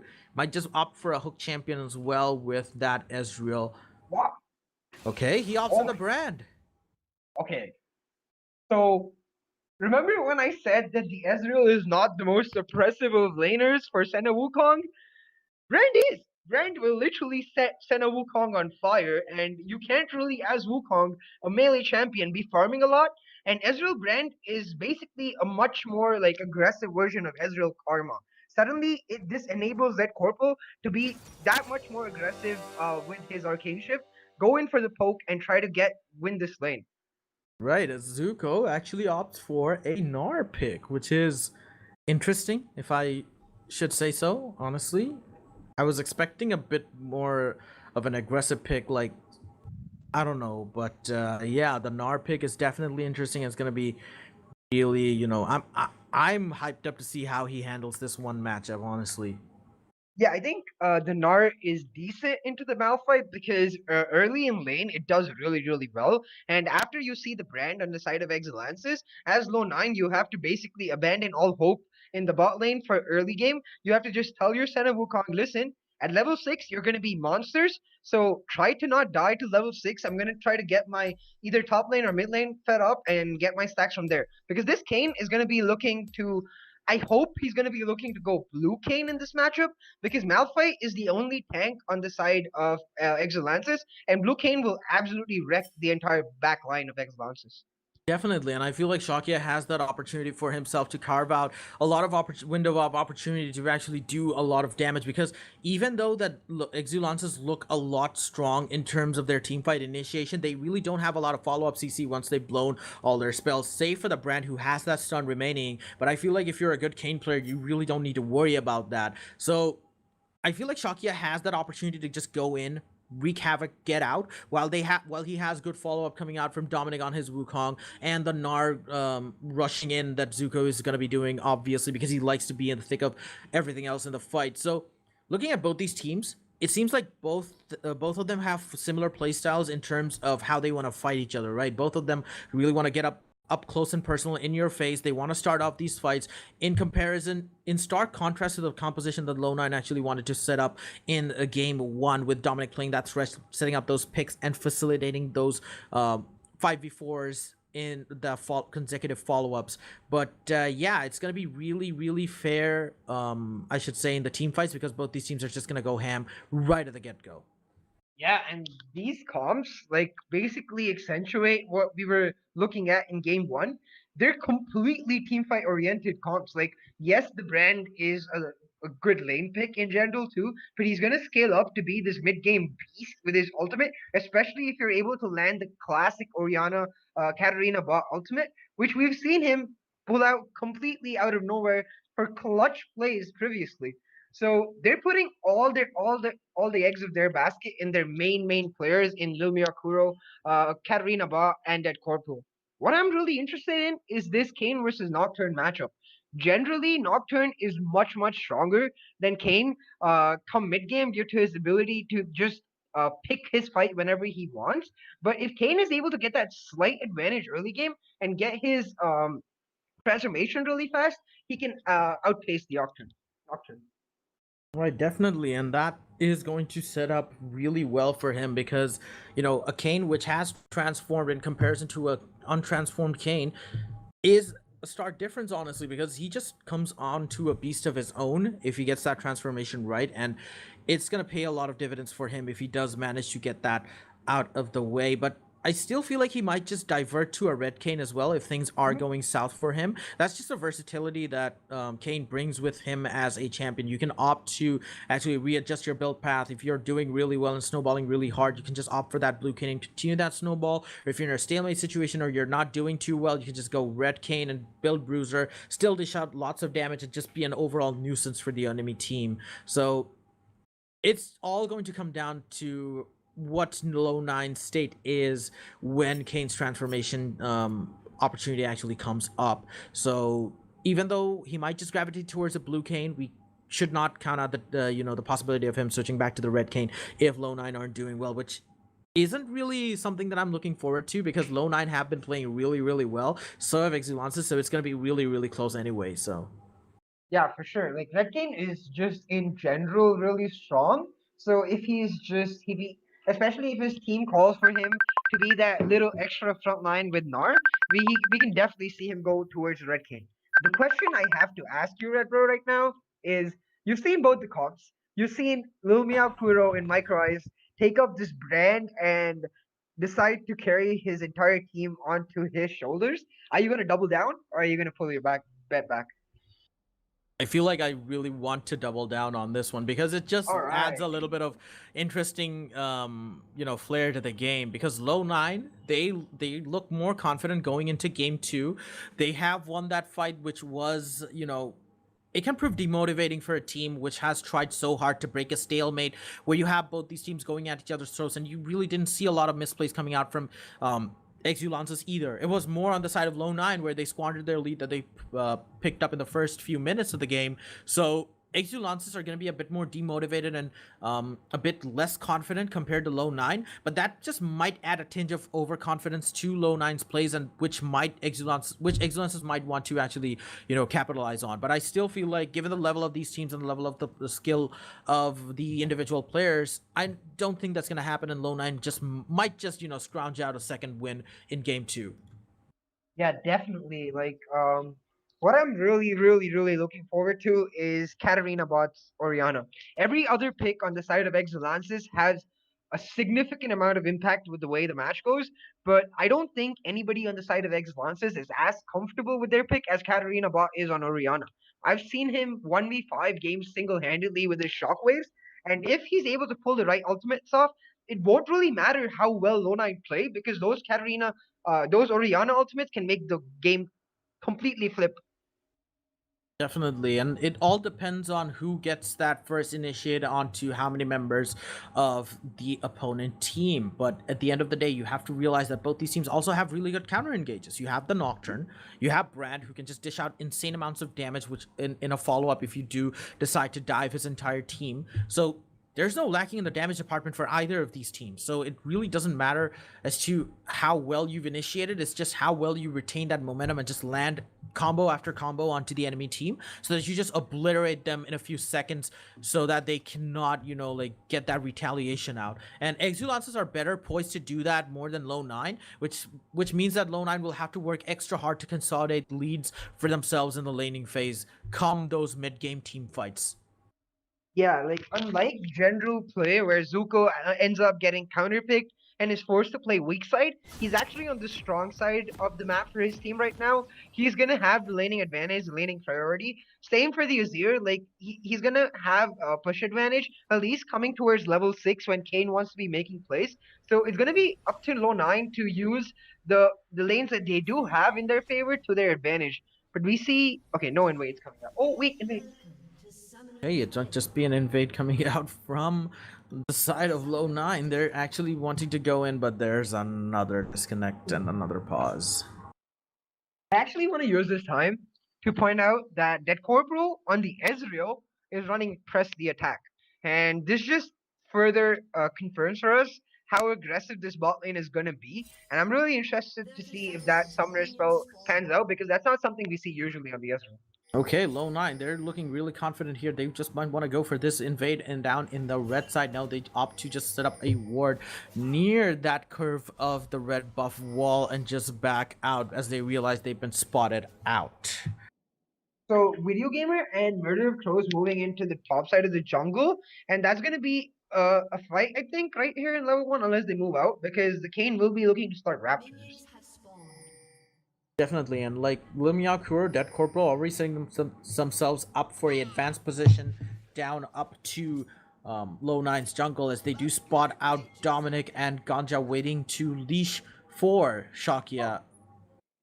So the Kane is actually not going to do the classic Raptor start, which I guess makes sense because since they went for the bot lane invade, they have to expect the vision as it has come down to come down in their topside jungle.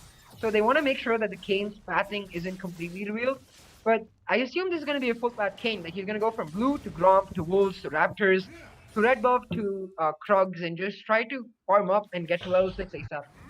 I feel like he just wants to mirror Nocturne right there as Dominic actually wants to try and get something out on level 1. Ganja already opting to go aggressive onto Lil Meow Kuro, and it just goes to show how both these teams really want to get up in each other's faces, even in game 2. That pattern hasn't changed at all. Yeah, for sure. Like, this is going to be a little oppressive for Lownine coming out though, because Senna doesn't really want to CS because that it decreases the amount of drops she gets for her souls from the minions. And Wukong can't CS because you see there, he tries to step up and oof, he goes. Dead Corporal and Lil Meow Kuro hits level 2 and instantly pops off that aggression right there, zoning out 2 members of Lownine down in the bottom lane. They're gonna need some jungle intervention really quickly. This oppressive rain is going down. Yeah, so now it's going to come down to Kane on the side of Lownine to either perfectly counter gank wherever Video Gamer wants to go, or try to get a gank towards Zuko on the top side. If you can get this Gnar snowballing, Malphite though is really strong against champions that do physical damage. Gnar is able to whittle him down with his passive that does max health damage. Oh man, the directed camera just sits down in the bot lane right now as Lil Meow Kuro or Dead Corporal going to work on Dominic and Ganja right now. They are struggling to contain this oppression coming out from both these champions. Really aggressive here as TA Shadow and Karina Bot come to blows with each other. Karina Bot has that advantage in terms of minions. TA Shadow might not want to actually, have this extended fight. Promptly backs away. Okay, so Ward is going to spot out Kane right here, Shakia, as they move towards the river. We see Gnar moving towards Video Gamer, and okay, he's back up. Yeah, wise choice from Video Gamer on. See, that is not a fight that he wants to pick off against Gnar and Kane, especially given that Murder of Crows is not in a position to actually help him out instantly. Okay, Might just be a gank. There might just be a gank. They're already going to set up for it. Okay, going for it. Okay, so right now, Shakia and Zuko go on to Murder of Crows. He might just be forced to flash away here. Yes, he does. Promptly flashes away from that gank. As Karina Bot might catch out TA Shadow in a precarious situation. No, he does get out. But Zuko is poised in a better advantage than Murder of Crows because of that gank. Really good presence coming out from Shakia, but that's still not going to be enough to actually consolidate a positional lead. But right now in the bot lane, lots of action coming down, and Lil Meow Kuro, who actually gets taken down, and along with Ganja as well. And here comes Dominic, but here comes Video Gamer in support of Dead Corporal. Dead Corporal still gets taken out despite that flash, and Video Gamer is going to pick up that return kill onto Dominic. Unfortunate stuff happening down there for both the bot lane duos. Yeah, but like Lownine are going to be so much happier with that than Exulansis are, but in mid lane, Karina Bot gets that phase rush going, but that's still not going to be enough damage. He's out of mana to actually finish off TA Shadow down in the mid lane. so something that we want to keep an eye out for when stuff like Senna Wukong comes out is that we can't really look at the CS of Senna or Wukong. We have to combine their CS and then look at it against the Ezreal. And before that play happened, they were about 10 CS down. The fact that they're able to get a 2 for 2 just compounds the advantage in their favor, because you see the Senna is already starting to get her passive and support item money in. She has a Phage. The Wukong picks up a Sheen, and come level 6, they're gonna be able to insta burst any member they choose to burst with their ultimates combined. Definitely, and that's a really good opportunity for you to have. Like when you know you have that potential to actually burst down any single member of the opponent laners in an instant, given your champion skills. So yeah, I'm pretty sure that they will appreciate that confidence and that potential. Murder of Crows gets caught out with no mana, honestly. He is level 6 and Zuko is level 5. He's just rushing in as Shakia is in tow. Murder of Crows does not have flash. That flash comes down from Shakia. He gets that Q down and takes down Murder of Crows. That was just unfortunate coming out from him. He did not have mana. Yeah, that was just a really bad wave position for Murder of Crows. He doesn't have his flash, and he doesn't really give the respect to Shakya to be around and actually be able to collapse on him. And now the wave is frozen for Malphite, and this Gnar is gonna get really, really, really strong. I'm glad that the kill went over to Shakya, because I do want him to see. I want to see him be able to ramp up as soon as possible, because Nocturne did get a kill in the bot lane in the 2v2 fight between the bot lanes. So this Nocturne is starting to ramp up already. Right, definitely. And you do see that presence of Shake in the top lane prompted Exulansis to actually go for the first dragon of the game. Video Gamer is already in a position. He's already taken it down to half HP. Lumia Kuro's damage is going to be the final kicker right now, as they do secure this dragon really, really easily.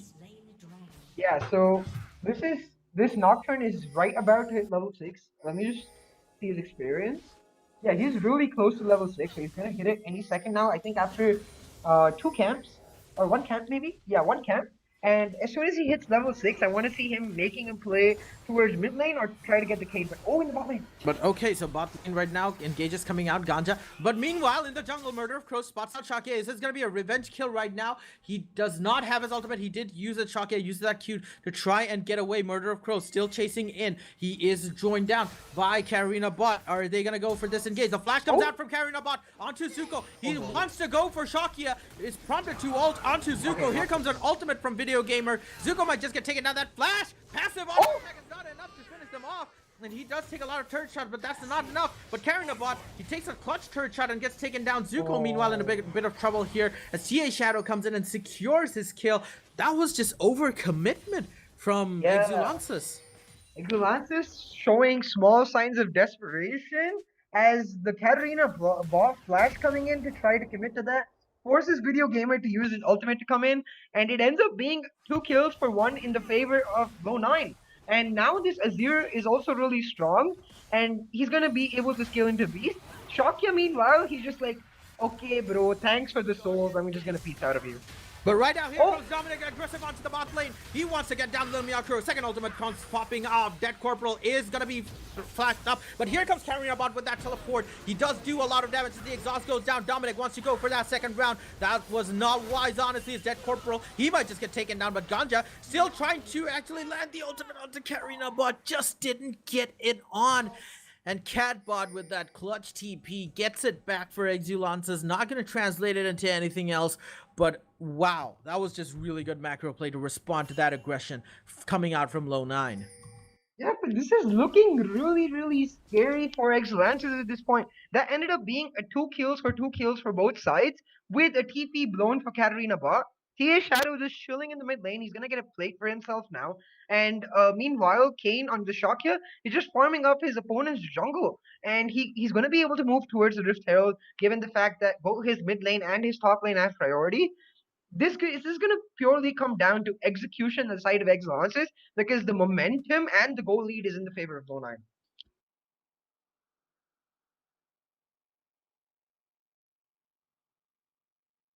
Right, the game is going to get unpaused, and we're going to be back. And with Nocturne ultimate coming up in the next 20 seconds or so, where do you think Nocturne's going to go next turn? I feel like it might just be positioned towards mid lane. TA Shadow and Shakia are going to go for this Rift Herald right now, but Exulansis seem to be unaware of this fact. They did land down pings, like a question ping onto the Rift Herald area, but no one's willing to actually check it out. Murder of Crows not really in a position to actually go out and recon. Neither is Karina bot, so I think it's going to be a really comfortable Rift Herald coming out from Lownine. Yeah, this is gonna be a free referral because even if Video Gamer did want to contest that, his top laner is not gonna be able to make it, and his mid laner is not gonna be able to make it. We see the transition coming out from Ganja on the Senna. Oh, he just came to get his souls. I really like that. As a Senna player myself, Ganja makes his way from base all the way to Rift Herald to pick up those 2 extra souls he gets from when Shakya kills the Rift Herald. Opting to make the best of any situation right now. That's just the way Ganja tries to operate. Even if he does get cornered by a lot of members of the opponent team, he just comes back into the game. But it's just goes to show how he really wants his Senna to ramp up because he's not getting the CS. It's all going to Dominic so that he gets those souls up. So he's just gonna be a a passive starving Senna, which is the playstyle what it's called. But right now in the bot lane, Lumiao Kuro wants to go aggressive onto Dominic, actually. He is joined by Ganja, who wants to land that W, does not quite get it onto Lumiao Kuro. And that attack just fizzles out. Yeah, it's because Senna as a champion, she doesn't really need gold or items in general. She needs souls. The more souls she gets, the more range, the more crit, and eventually lifesteal she's able to get. We see the pings coming out from both Ganja and Dominic for their ultimates being ready. So I assume they're going to make a play with Shakya on the bot side. I assume he's going to contribute. Right now, Video Gamer is positioned at the top side. He might just want to go for that ultimate gank onto Zuko here. There we go right now. Murder of Crows and Video Gamer both ulting onto Zuko. He tries desperately to get away. Is he going to do so? That Mega Knock transformation is clutch. It's going to save him from that. Oh my goodness, so many resources used to try and take down Zuko, but that's still not going to be enough to take him down. And with Dragon coming up in 30 seconds, with Senna and Wukong's ultimate up, Exulansis basically have to give up any hope they had of being able to contest this Dragon. Brilliantly played by Zuko, but it just doesn't seem to be Exulansis' day. Like, it's not working. They're trying their best to do everything they can to consolidate a lead for themselves, but nothing is going their ways. Like you said, it's just not their day, honestly. And Lownine are just happy to take those mistakes or to take those unfortunate events to their advantage and just walk away safely. Zuko teleported in, so he didn't really miss out on CS either because of that gank.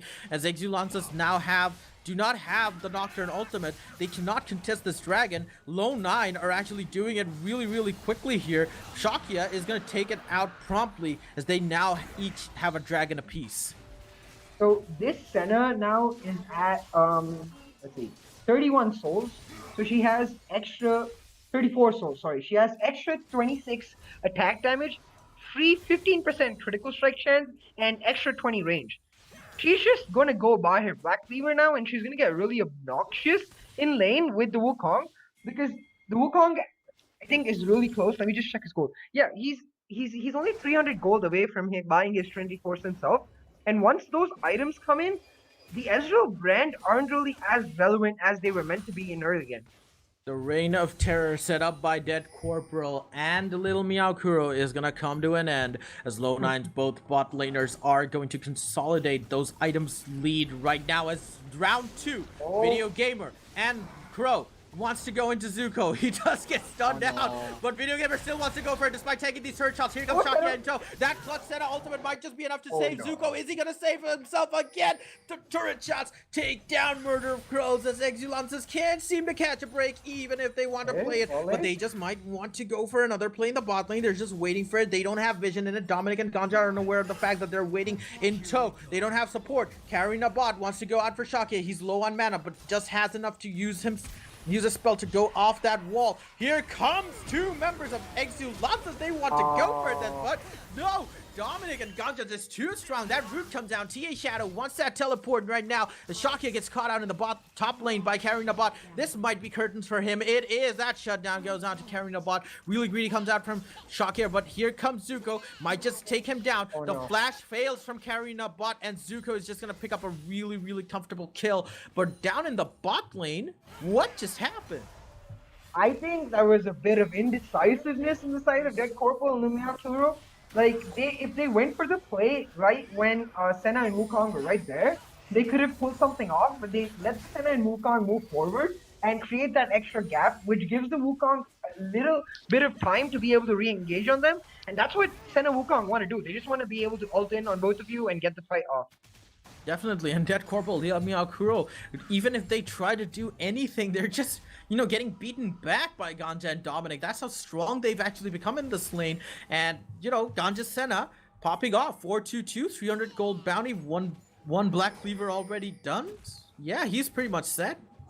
Yeah, if the viewers are a little bit confused as to why this Ganja Senna has a bounty, even though Ezreal on that Corporal is ahead in gold, it's because of his souls. The bounty system is calibrated on the basis of how strong a particular champion is, and usually that's gold. But for Senna, it's the amount. It also includes the amount of stacks she has.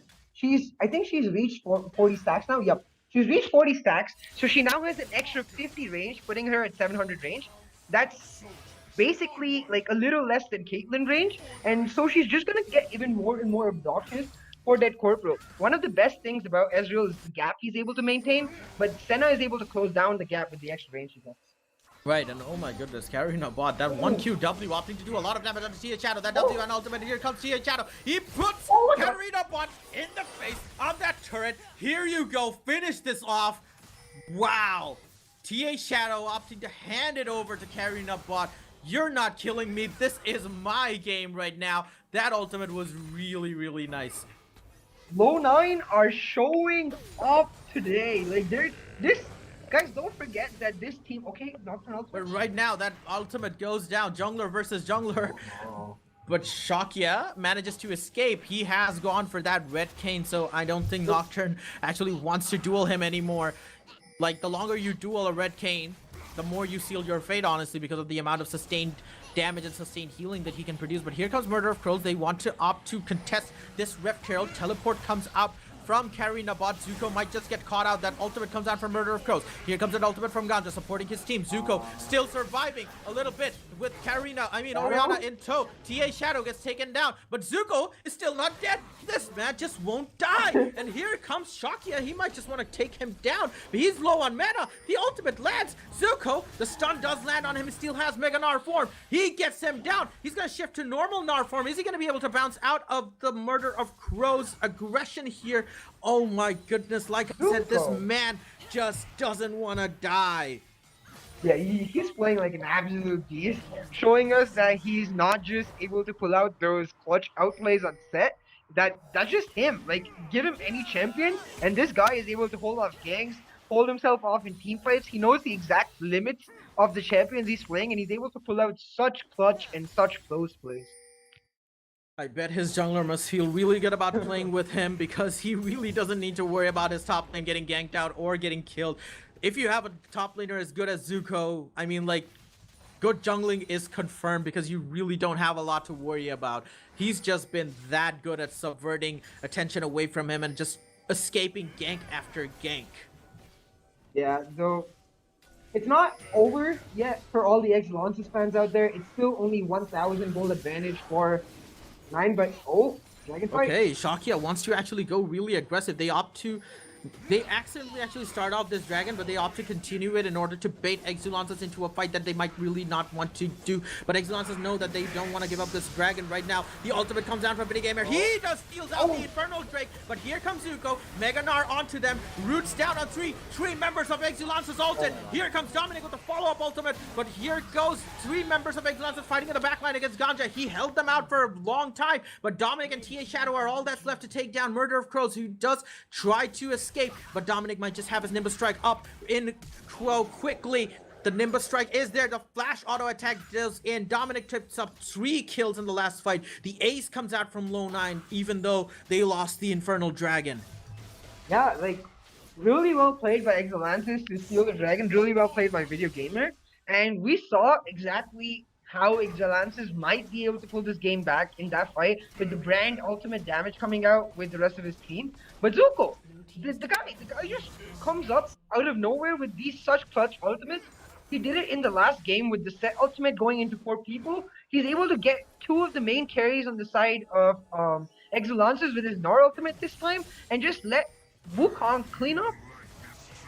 Yeah, I feel like Ganja's contribution in that fight was also underrated, given the fact that he was holding like 3 members of Exulansis all on his own with that healing, with that disappearing act that he can pull off, and the snare that he has, right? So all credit to him for actually you know, holding his own while 3 of his members were actually slogging it out with Zuko right there. Whoa, Dead Corporal gets actually stunned down with that arcane chip. That positioning, that, you know, lead time right now was really good from Ganja. Yeah, like Lownine, just all cylinders firing. They are not like slowing down at all, and they might be able to just 2-0 this game because the golden lead is starting to balloon.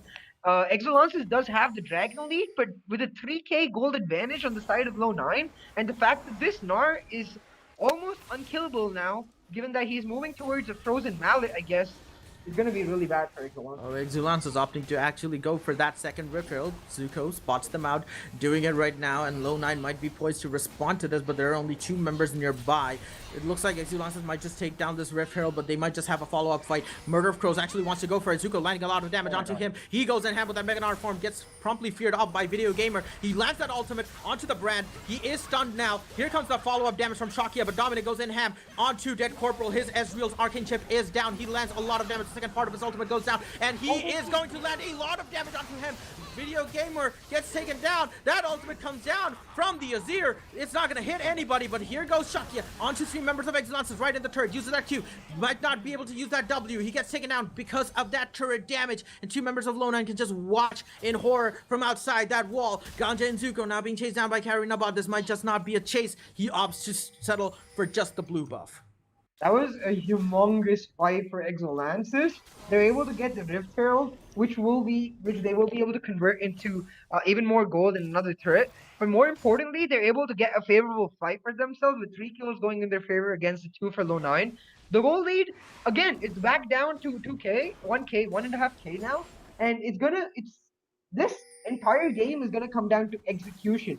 While Lownine are playing brilliantly, we simply cannot count Exulansis out. They are the defending champions, and Katarina Bot is like starting to look really, really strong. He went for the more scaling late game build with the Archangel staff, so he's gonna be looking really strong come mid game. Right, and in that last fight, I feel like a lot of his plays were just really, really clutch, just like the underrated performance we saw in Ganja in the second last fight of the game. But here comes Dominic, wants to go aggressive onto Dead Corporal, gets promptly taken a lot of damage right now as the teleport comes down from Zuko with his Gnar. He uses that ultimate, brings back Dead Corporal into the midst of his team, and he gets promptly taken out. Video Gamer just wants to get that tether up, but Zuko is just too quick, breaks it off as Dragon is poised to come up. Lowniners just gonna push this mid lane down and set up for Dragon. Yeah, like really well responded to by Lownine. Really quick feat by Dominic to use his clone appropriately and just sneak away into the bush. They're moving towards Baron right now, and with his here, Baron is actually really easy for this Lownine team. Yep, Lownine are poised better to actually contest this as Exulansis let them Rift Herald go in the mid lane. They want to actually go for this Baron right now. The Nocturne ultimate pops up. Murder of Crows with that ultimate. Here goes, oh my goodness, combo, obliterated. Lownine are absolutely dominated by Exulansis. That wombo combo, triple kill comes out from Katarina Bot, showing why he's such an amazing mid laner on that Orianna. They also get Baron. What an amazing comeback play from Exulansis. They're not going down without a fight, ladies and gentlemen.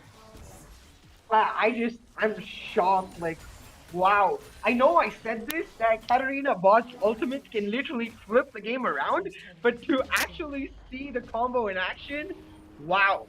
Suddenly, the goal lead is now in the favor of Exulansis. 3k up for Exulansis. That was a 5,000 gold flip coming in for Exulansis. They went from being down 2,000 gold to being up 3,000 gold.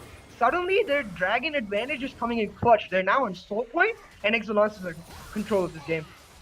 Man, what an amazing POG coming out from Katarina Bot. He just shows them why he's one of the best mid laners in the region with that ultimate clutch Orianna ultimate right there.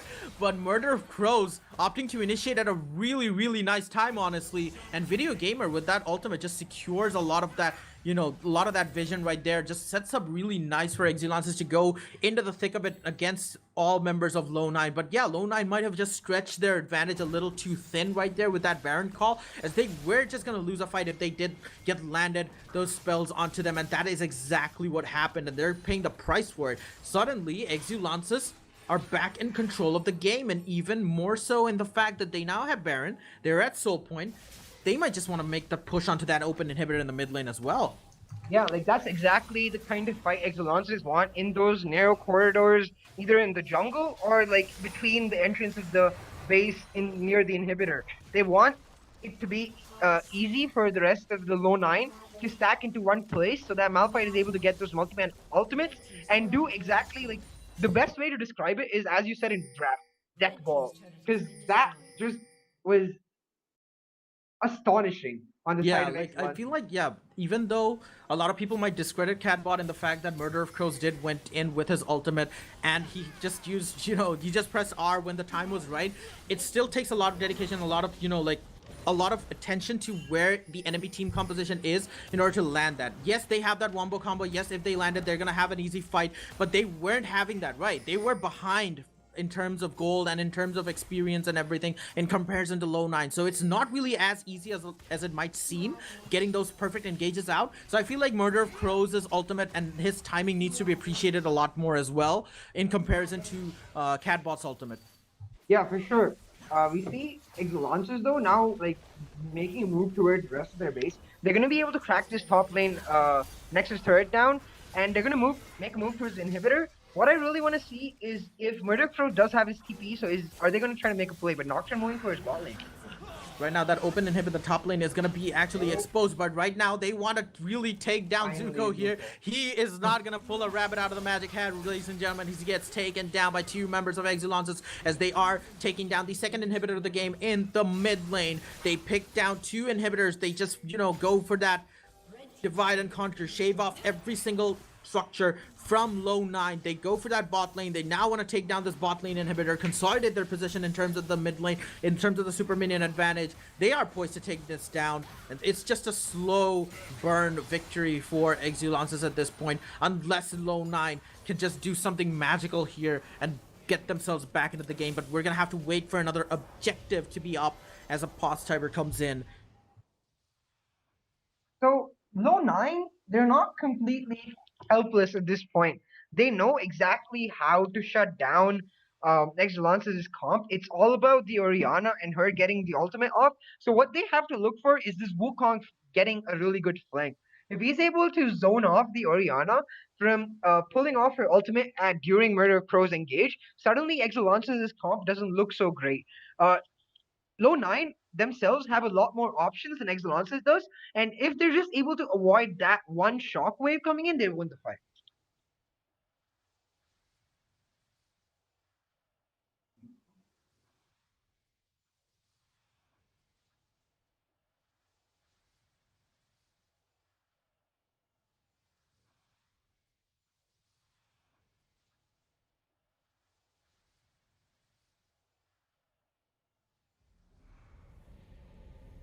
Numerous forces aimed at the Earth. Okay.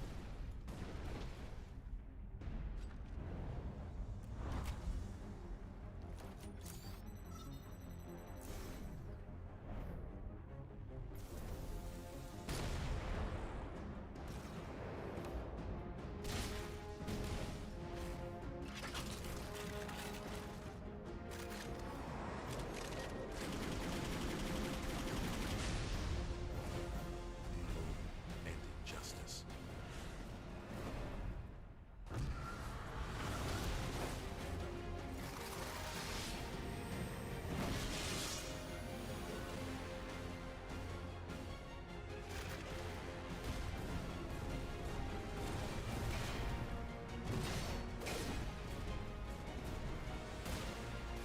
Let the glorious battle begin.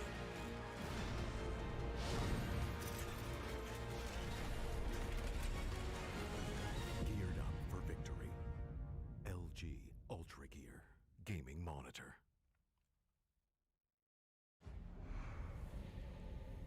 Numerous forces aimed at the Earth.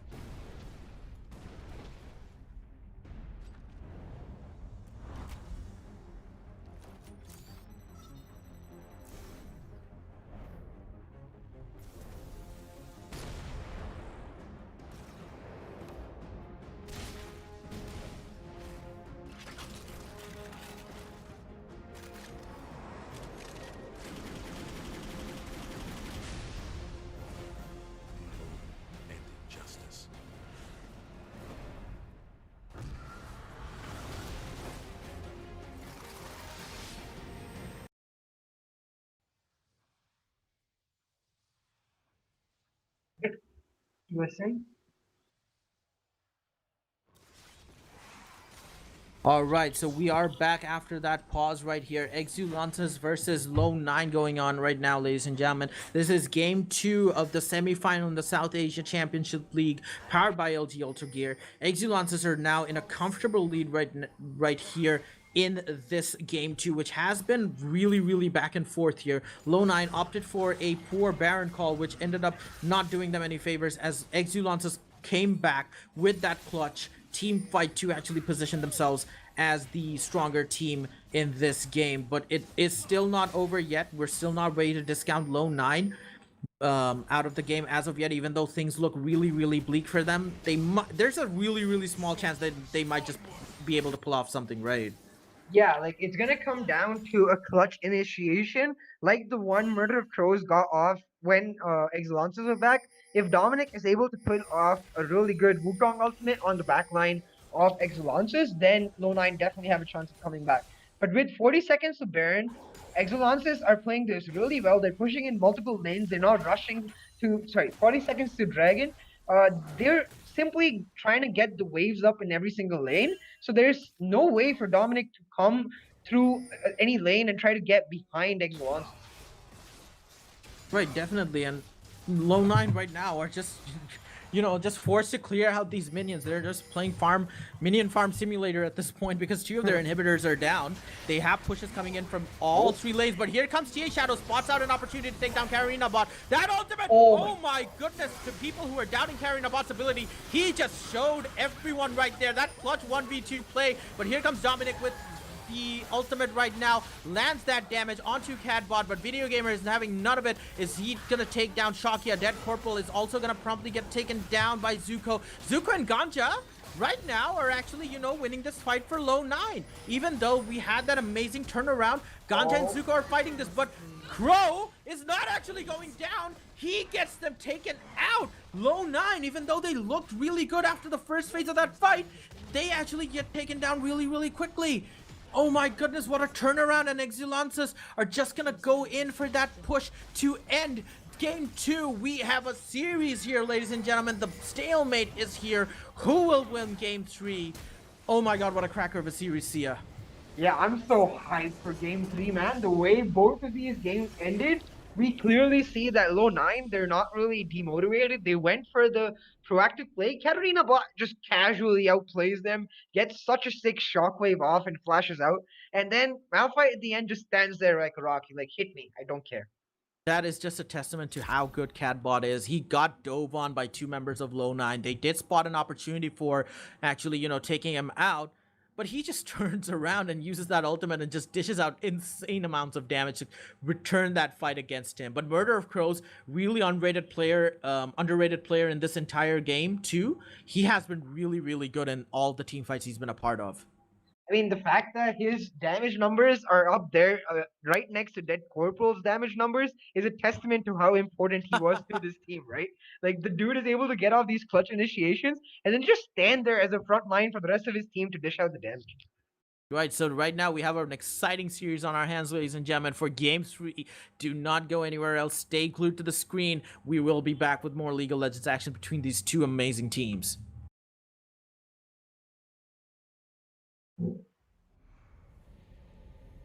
Numerous forces aimed at the Earth.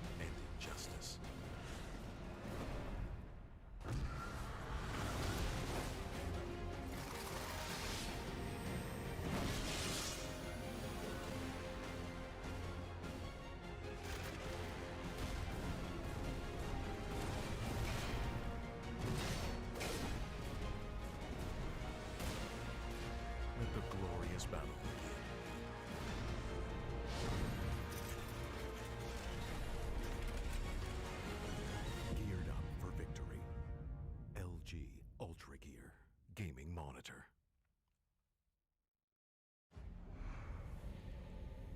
Numerous forces aimed at the Earth.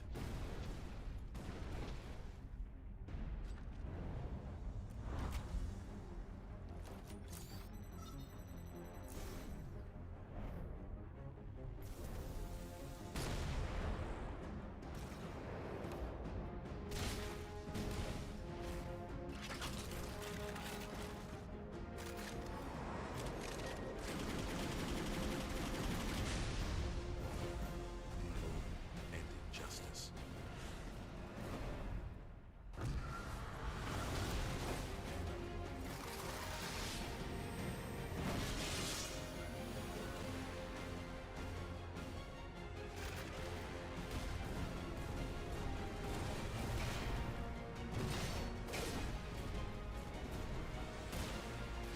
Let the glorious battle begin.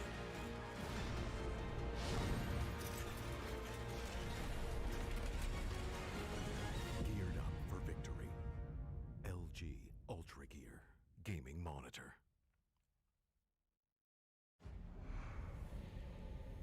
Numerous forces aimed at the Earth.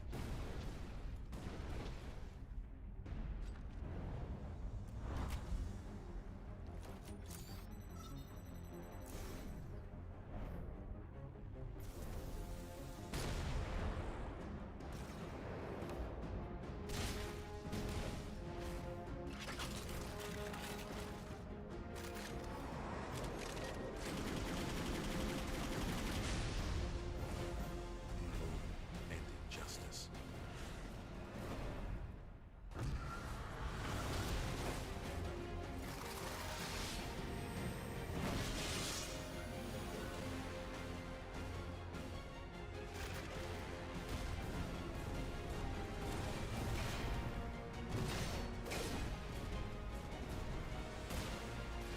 Let the glorious battle begin.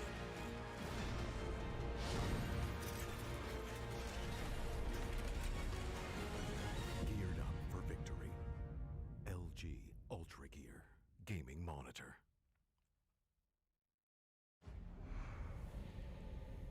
Numerous forces aimed at the Earth.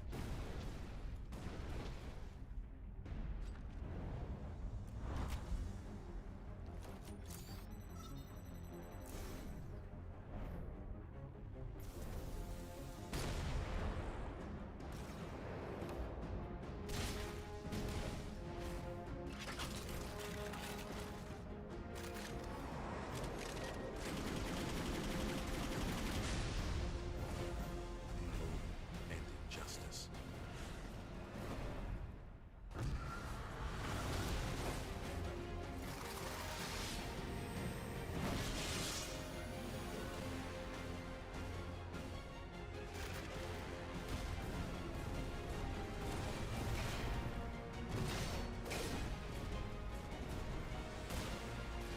Let the glorious battle begin.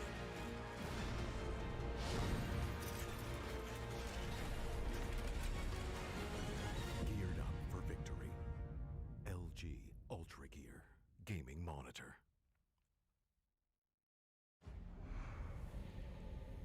Numerous forces aimed at the Earth.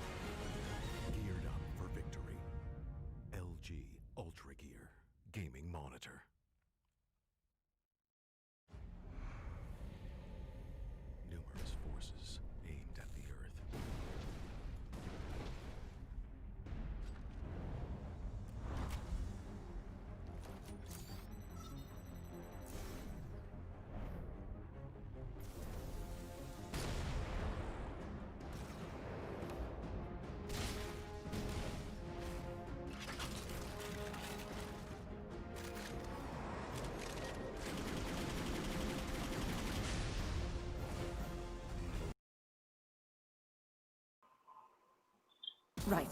Hello and welcome to the South Asia Championship League semi-final 1 between Exulansis Esports and Lownine. I'll We be are fine. in game 3 of the series, which has turned out to be extremely close right now.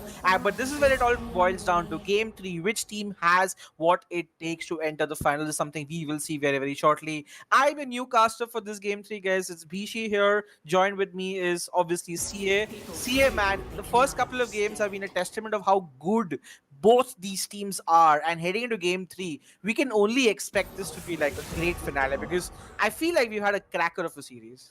Yeah, for sure. And the respect bands coming out from Low9, the Katarina bot or Rihanna band coming out, that's really important. Never pick a What I'm fight. now curious about is Low9 have banned Karma both in game one and game two. So do Exulansis just pick up their Karma because of the flex? Oh, they take away the Karma. Okay. Yeah, that's definitely something that was pre-planned, but this also means that Derek Corporal can go back to his Ezreal. Now he has Yasuo also in his arsenal if he really wants to play that matchup, but he's very comfortable in playing Caitlyn and Ezreal in the bot lane as he's shown in the past. So I'm curious to see what he ends up picking here, but the Karma pick definitely interesting. Now that Karma could potentially be going support, could potentially be going mid. I'm not sure if he's going to go top though, but Or that a con. Corporal just changes the game and just picks himself a Zaya for his own survivability, I would say. Interesting pickup, I have to say. Followed up by the Rakan. So that's going to be a Zarakan combo in the bot lane coming out. And that's a bit new from both Red Corporal and Cranko. But again, it's a very strong 2v2 lane in itself, right? And I actually like that it's coming out from them. Yeah, for sure. Especially with the recent Rakan buff coming out, Zaya Rakan it has sort of just propelled itself back into the meta. It's something I've been looking forward to seeing from teams, and it's a really flexible bot lane in wherein you can play safe and Rakan can roam and make the plays, or you can also play really aggressive because the bot lane in itself, combined with their duo Ws, has a really great strength. And on the other side, I actually thought Ganja might just go for the Ezreal yet again, but he opts for the Ashe, and that's another engage option that his team has for them. Ashe is really strong in lane as well, has a range advantage over both Zaya and Rakan. And I'm not sure if the Karma is going support as of yet, but that makes for a pretty strong lane. And you see a blind pick Trundle being picked, assuming that Crow is mostly going to play a tank top. They are preempting that and just picking the Trundle for themselves in this sort of a matchup. And I'm curious, but I actually like that. What are your thoughts on that Trundle picks here? I'm really confused given the fact that the Graves is still open, but okay, we see the Jarvan coming out for Video Gamer. I was thinking that he could just go Graves because that's a really hard counter to Trundle, but Jarvan is really good for the comp Excelences seem to be going towards. I think they've recognized the fact that their strength lies in their decisiveness and their ability to take the right fights, and they're drafting a comp for them where they have the right engage they want. What I'm really confused about is Who this questions Ash my pickup authority? after the Zaya pickup. Zaya is generally known as a pick that counters Ash really well because you're able to Think ult out of her ult and you have the feathers in lane to be able to control lane really well. So I'm curious about exactly what they have planned for this Ash with no 9. Yeah, I actually like the J4, and I was just gonna say they have to ban Galio because the J4 Galio combination just asking for their composition to die because three of their champs cannot escape a J4 ult. So if our boy Video Gamer gets a nice J4 ult, then Ash is basically a sitting duck right here. So I actually like that pickup quite a bit, but we want to see what the follow-up ensues, right? You have Rakan, you have J4. Yes, you have great engage right now, but now you need some damage to back up that great engage, and it's going to be a Shen pickup. So more team fighting, more global ultimates coming here from Crow. I actually like that pickup because I think like he'll be able to rotate a lot more often than anyone from Low9 could because he has his ultimate as well. And Zuko now gets the counter pick right here. Let's see what is his choice against that Shen. Now he can go play the Nar again. Honestly, while I think he's a great Nar player, I feel like Nar would just not be the right pick right here. He needs to probably see if he can go for anything else. He opts for the Mordekaiser. Now that's a really good pickup because it does really well into the Shen as well. And he is going to be able to take one person into his death realm, so to speak. And then that one person will basically be out for that team fight. It'll also allow basically now Exulances have to pay the QSS tax against the Mordekaiser. And now CA, we are going to see what this pickup is going to be. Will that be the Karma support? Or will that be the Karma mid lane? That's going to be a Azir blind pick coming out. Never mind, it's going to be the Corki. And this is how Low9 round off the compositions here. Yeah, so I'm looking for a mage. That's what I was gonna say. A mage on the side of Exulansis to complete this off because they do need that consistent magic damage coming in. The Shen is a really important pick for Exulansis because we did see it getting banned both in game one and game two during the second phase of bans. And okay, Oh my Katarina bot lord, frustrating me Termi, for a sorry, so Termi. I just said Termi. Whenever I see freaking Silas, I go Termi. That's actually going to be Katarina about picking Silas for himself, and I feel that's a great pickup. He can steal the Mordekaiser ultimate, the Ash ultimate, Eternal ultimate if he wants to get stanky, and in general, is a good pickup. Corki does struggle early game very hard if the Silas is, good at being aggressive, which Katarina what has multiple times shown that he can be. And I actually really like Exulance's composition right now. Silas gives them a lot of agency to provide additional engage or tankiness. And I feel like on the side of Lownine, their primary engage is just really going to be the Ash ult, which isn't that reliable here. And I am wondering how they want to play these team fights because if you're just waiting for Exulances to engage and you want to just peel off this fight with Karma and Corki, with having dashes, it still will be a harder game for them to play. What are your thoughts on this composition right now from Exulances? So Exulances, they've just honed in on their win condition from game two and drafted themselves even simpler comp for getting that win condition, albeit with a bit more flexibility in the early game. So this is Jarvan. He's going to be able to impact multiple lanes, and that's where my focus is going to be in this jungle in the Trundle versus Jarvan. Like you said, low nine, they don't really have many options to engage. They do have great disengage, so it's going to come down to Shadow for me. He's played exceptionally in both game one and game two, and this Corki can 1v5 this comp because he's one of the few members on the side of low nine who is able to escape the Jarwin, who is able to escape the Rakan, and is able to just dish out damage sitting in the back. What Lona really do need to do is though get an advantage in this bot lane. Ash and Karma are not going to be nearly as strong as Zaya and Rakan coming mid game if they don't have a gold advantage. So I'm going to look towards Shockia to making sure that they have an advantage because Ash Karma is also really susceptible to Jarvan. Yeah, I actually favor Exilance's composition, right? Just in game three. I feel like they have the right team fighting potential. It just really boils down to how the laning phase goes for the top lane and specifically the bot lane, because I feel that's where Low9 have a bit of an advantage in terms of how they can create priority. And then it really just depends on how Shockia is able to make movements around the map and how J4 will respond to him. So all in all, I think this is going to be a very, very fun game to watch. And it really just depends on Shadow on that Corki scaling up to be a monster late game for L9 to possibly have an advantage in the later this game goes. I feel like if Corki gets really, really fed, then yeah, that's one of the bigger win conditions because Trundle Mordekaiser will be nigh unkillable and Corki will be that one person who should be able to deal with them. So become extremely late game. I would favor the blue side comp a little, but just in mid game and early game and Dragon Control team fights, man, with all of the potential that Exulances have drafted, I feel like they are going to be the ones to have that advantage. And who is your player to watch right now, CA, from both these players? We've had some fantastic games right now. If you were looking at one person each from both these teams, who would it be for this game three? Oh, it's the mid lane for sure. From game one, we saw Shadow on that Cassiopeia making those clutch plays. Katarina Bot was able to carry his team with the help of Murder of Crows in game two. Now in game three, Silas versus Corki, that's a very one-sided matchup throughout the game. Like in the early parts of the game, Silas is going to be dominating. In the late parts of the game, Corki is going to be dominating. We've seen Katarina Bot pop off on this Silas before. If he's able to pop off again, they're never going to reach late game.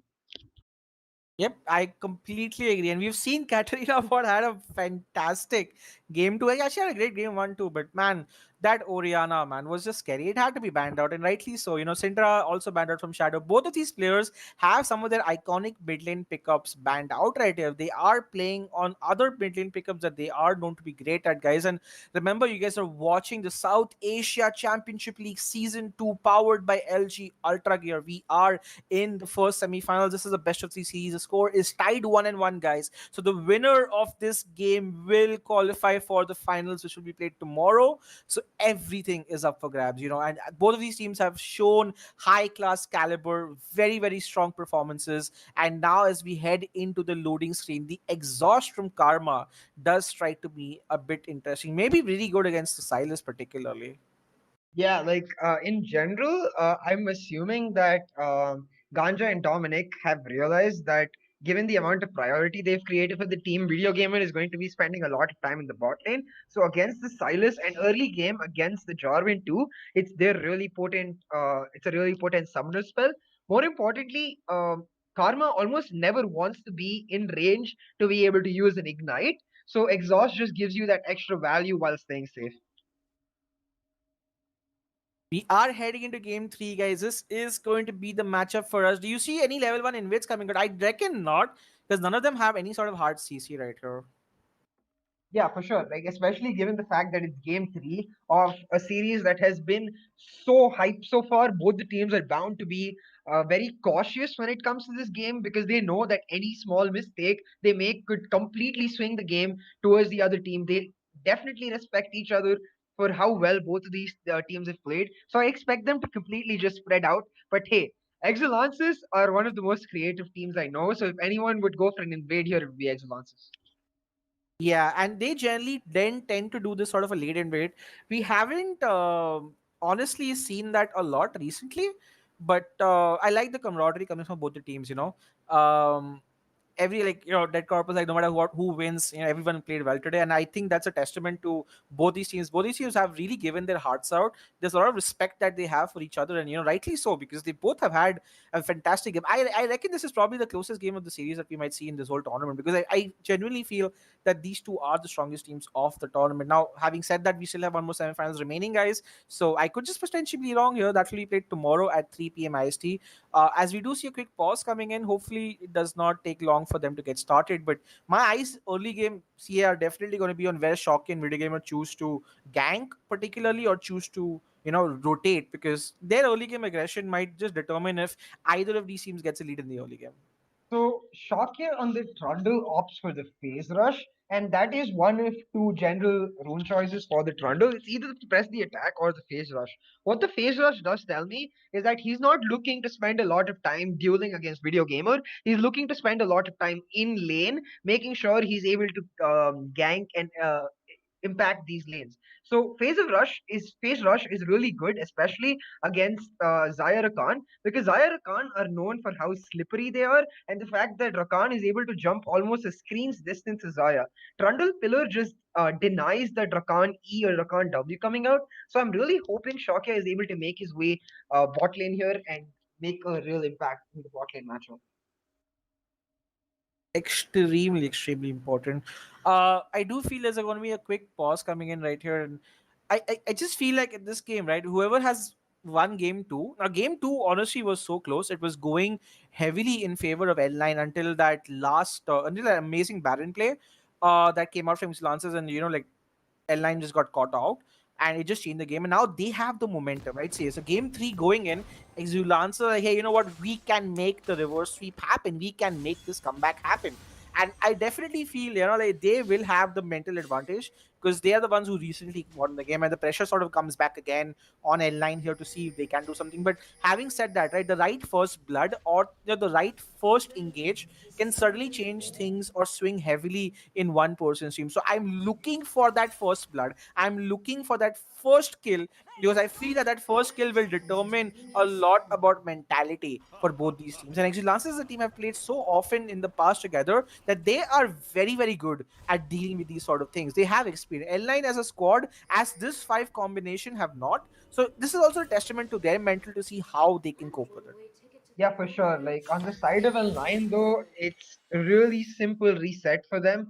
They have to acknowledge the fact that they did brilliantly in that game up to a certain point where they just made a crucial mistake and it just got completely flipped around on them. They have to realize that they have to be aware completely throughout the entire game, irrespective of what lead they have, because they are facing the defending champs of this game. So like, Look at the love between Zan Lakan, right? Dead Corporal and Cranko, Lil Mio Kuro, as we call him right now, just having their fun in the bot lane. Both the junglers surprisingly are opting to start on the top side of the maps here.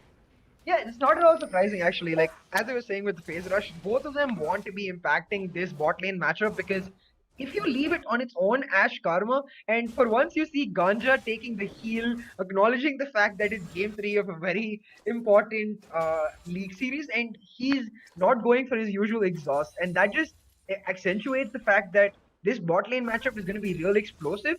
And if left on its own, Ash Karma will start winning out on CS, and that's not something you want. Yeah, you can see already that Red Corporal just getting outranged by the Ash, and Gancha is really really good on this Ash. Okay, like he is one of those champs that knows how to bully really well on that Ash. And right now, Red Corporal and Cranko realize that, hey, you know what, this is not going to be a lane that we win level 1. Let's just back off and try to get our farm. And I like it. Level 2 already reached out, and Zuko and Crow start fighting, and looks like Zuko is losing that trade very hard right here, but he should be able to get a lot of damage back.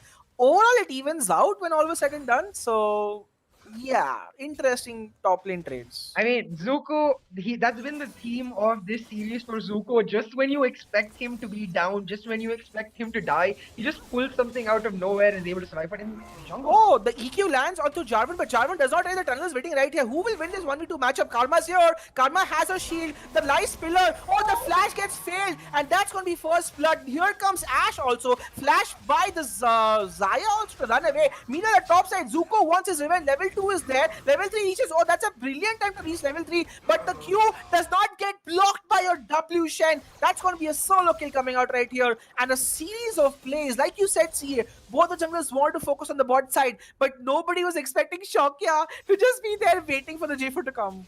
yeah, I think Video Gamer was looking for that EQ to get into the tri bush and then wait for his cooldowns and go for the gank. I don't think he was expecting the EQ to land. He finds Shokya, and the Trundle into Jarvan matchup isn't great. But then the failed flash coming out is going to really, really hurt them. Yeah. The fact that this Jarvan doesn't have his flash to make plays, and suddenly, Lownine doing really well, and they're up in gold again at the start of this game. Mordekaiser on Zuko, he has been the most consistent player for me on Low 9. He's able to get a solo kill.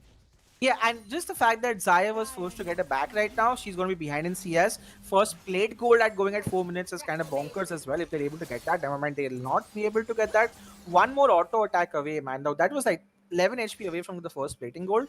And in the mid lane, we haven't spoken much, but I think like Shadow's doing pretty well just farming out against Katarina bot. But Katarina bot, now this is the guy that we look for right now in Exulansis, right? This is the guy that I'm looking for to carry them in game 3, because yeah, like the momentum swing now has shifted over towards L9 right here. But if there's someone who can make a stage a comeback, it's going to be that Katarina. Meanwhile, the bot line, Yulmia Kuro takes a huge trade. There's going to be a teleport being blown by the Katarina bot. Ganja could be in trouble. Ganja has to flash away. Oh, it's too late. The flash does not hit. He has his RE, and Ganja's like, you know what? If I'm going to die, might as well try to kill Yulmia Kuro. Unfortunately, I'm not able to. Katarina bot wants the kill onto Karma as well. He's trying his absolute damnness, and he will be able to get the kill, or will he not be able to? Oh, we'll have to wait and see. The HPs. Oh lord, that was so close right here. He still wants his kill, and Dominic is like, you know what? I'm gonna run away as far as I can, but never mind. Here he comes. Here flashes for that kill. No time for Dominic to react, and we spoke about this. Katarina bot is going to be the guy who can stage this comeback. He gets himself 2 kills. Actually, 1 kill. The other one goes over to the Zaya, but he does lose some CS in the mid lane for that. Yeah, I was just about to like paint this narrative of how like Exulansis is the Indian G2, and like right now in the European scene, G2 are a little bit off. Caps carries them every single time, and we have Katarina Bot doing the exact same thing. He's like, guys, calm down. I know we lost a couple of kills. I'll come back. I'll get you a kill. I'll grab a kill for myself, and we'll be back to normal. Don't you worry. Man, oh man, this game so far, we kept talking about momentum swings. It was L9, but then Exulansis came back just as strong right here, and they are able to get some sort of a goal lead back for themselves. But you can see another fight happening. Man, these teams love their jungle. They love to take their dragons. Vidicamon has unfortunately disconnected, but with 1000 HP to go, this does look like it is going to be a low 9 picking up the first dragon, and the first ocean dragon, mind you. So first ocean dragon is really good for your lane potential. You're able to really sustain off of it very, very well. It will help them out in the early game. Yeah, for sure. Especially given the fact that the Corki went for the Cull on his first back, and his Shadows basically decided for himself, like, guys, I know you might not get my help right now, but just give me about 15 to 20 minutes and I'll come back with the beast. I'll have a Triforce and a rapid fire cannon, and I'll be able to carry you completely. His team doing really well. Zuko he has that CS lead in top lane, and that goal difference in the top lane is what is showing in the overall goal difference for low 9. The fact that they're able to get the first dragon, it I think it just confirms for us that Low9 is not a team that we want to discount easily. They're showing that they're not really affected by that small mistake, by the big mistake they made in game two. And they reset it completely and they're just going to go for game three win. Yeah, and the fact that there's still a kill just because Katarina Bot's behind in CS, he's actually 250 gold ahead of the enemy, right? So he's doing his job really well. Lil Mia Kuro, oh my lord, I'm not sure what kind of play this was, but J4 could be in trouble. He does have his EQ. I'm not sure my game just lagged. He does EQ out right there. An RQ right there, well hit. But here comes the jump onto the Rakan as well. And my lord, Ash's range is kind of bonkers. He's able to hit the Rakan even from the other side of the river. And that's going to be another sort of a invade thwart. And meanwhile, really nice E right there from the Mordekaiser. And this is what's going to happen the rest of the game, right? If Shen wants to come down bot, he can. But because Shen had to use his teleport early CA, if Shen presses R, the Mordekaiser can respond to his own teleport. So honestly, Shen's advantage right now isn't really existing except for the shield that he can get. Meanwhile, another W land, but no, doesn't actually land onto Ash, and Ash is able to get some damage back. And now they're able to get the top lane scuttle as well. Katrina bot, but this guy though, this is the guy we want to see from Exulansis. He's looking for the roams right now. He tried to go top, but unfortunately, the reverse numbers advantage doesn't make out. Dominic also just trying to poke out as much as he can, but Lil Meow Kuro or Cranko as you lovely call him is just holding on that bot lane. Yeah, what I really want to see Low9 doing right now is using the priority that Mordekaiser has in the top lane to make a play towards the Rift Herald. If there's anyone on the side of Low9 who is able to match up to Sylas right now, it is the Mordekaiser. He will be able to split off the Sylas given his ultimate, and the jungle matchup 2v2 for Mordekaiser and Trundle versus Shen and Jarvan is definitely favored towards Low9. Yeah, and you can see a gank coming in top, but it does not blow anything from Zuko at all. And honestly, Zuko's in a position that if he gets another E, he could potentially just look to press R and get a kill onto the Shen alone. But Shen is looking to back right here. RQ from Dominic does not land, but that's going to be him backing off. Ash is also going to look to back out. The gold is dead even on the AD carry side, mind you guys, because of the kill that Zaya has got for herself. And it's on the support where you can see the gold actually existing around 3 and 4 and gold lead. And you can see right now, right, the moment they just back, the wave is insta-fast pushed by Zaya Rakan, as they will look to back off as well. So right now, bot lane seems to have stabilized a bit, but it's actually going to be Shokya who have to give a lot of credit to in the early game. He is ahead in terms of levels. He's taken the first Dragon Sea and now he's going for the Rift Herald. So good objective jungling coming out from Shokya right here. Yeah, for sure. And that's going to be really important going into the mid game because the Trundle ult coming in the mid game where the front line for Exulansis, which is the Shen and the Jarvan, they don't have full items yet. They're only going to have one item, 1.5 item at best. And when that Trundle ultimate is able to come in and their carries are able to burst it down, that will swing the mid game fights completely for Low9. We've seen from both game 1 and game 2 that both these teams seem to explode around the mid game where they're able to get these 3-man, 4-man skirmishes off, and one of those skirmishes might just end up deciding the game. Yeah, and you can see right now, right? Shen is almost back to his teleport advantage. So the next time a team fight happens, you know, Shen will have a small advantage to gain back his lane. And honestly, after the first death that he's had, he's done a safe enough job to just farm out, you know, because it's not a great lane for the Shen. Meanwhile, here comes bot lane. The flash on to J4, but the flash gets returned back. The Asher does not land, but Video Gamer could be in trouble. He uses his flash to initially engage. Here comes Mordekaiser as well, but the first death goes over to the J4. Teleport from Mordekaiser very, very early, I have to say, but he does stop the Shen ult before he teleports down, and now it's a 5-man bot lane and the Herald. That could potentially be the first tower being given up right here. Mordekaiser wants his kill, man. Mordekaiser like, let me get my E on to the Sylas. He does not land it, and now that's going to be first tower going over to L9, so really well played there, but the engage from Exulansis really lacked a little bit more oomph, I have to say right there. And here comes Mordekaiser. He wants to go and kill the Zaya, but the Zaya has an ult. The Zaya has a lot of her abilities as well. Oh, she doesn't have an ult, my bad. She has to flash at the right time, but the EQ from J4 lands. But this Trundle is just so tanky, doing a lot of damage. Trundle wants to go and kill the dead Corporal on the Zaya, but he's not able to. When all was said and done, it's actually going to be a 0-for-0. But Gamer still wants another EQ. He does not land his EQ. He does not have flash. And the W, the Shokya, gets the kill. Meanwhile, the bot lane, Shadow's going to be in trouble. Shadow has to run away. Shadow will survive through the skin of his teeth. But what a close team fight we just saw. But a 1-for-0 still going in favor of Low9. Yeah, while that was really well played by that Corporal to survive, overall it was not the greatest of chases by Exulansis. They should have just given it up, especially Video Gamer going for the last trying to get that last kill was not good. Now Exaya on this side doesn't have a flash or heal, while Ganja simply went up to top lane, was able to pick up the wave, and is able to continue snowballing the gold advantage that they are able to gain. Yeah. Now Exulansis are 3k gold behind, and this Jarvan is really, really behind the Trundle, so that's going to be looking like a lot of trouble coming to. Oh, the ulti lands onto the Zaya, and Zaya just gets caught out. What a godly ultimate from Ganja that forces a teleport onto the Shen, but it's just too late, lads. Ganja on that Ash, the main hard CC stun coming out, he lands it onto the AD carry. That Corporal just did not see it coming at all, and that gives him the second dragon of the games here.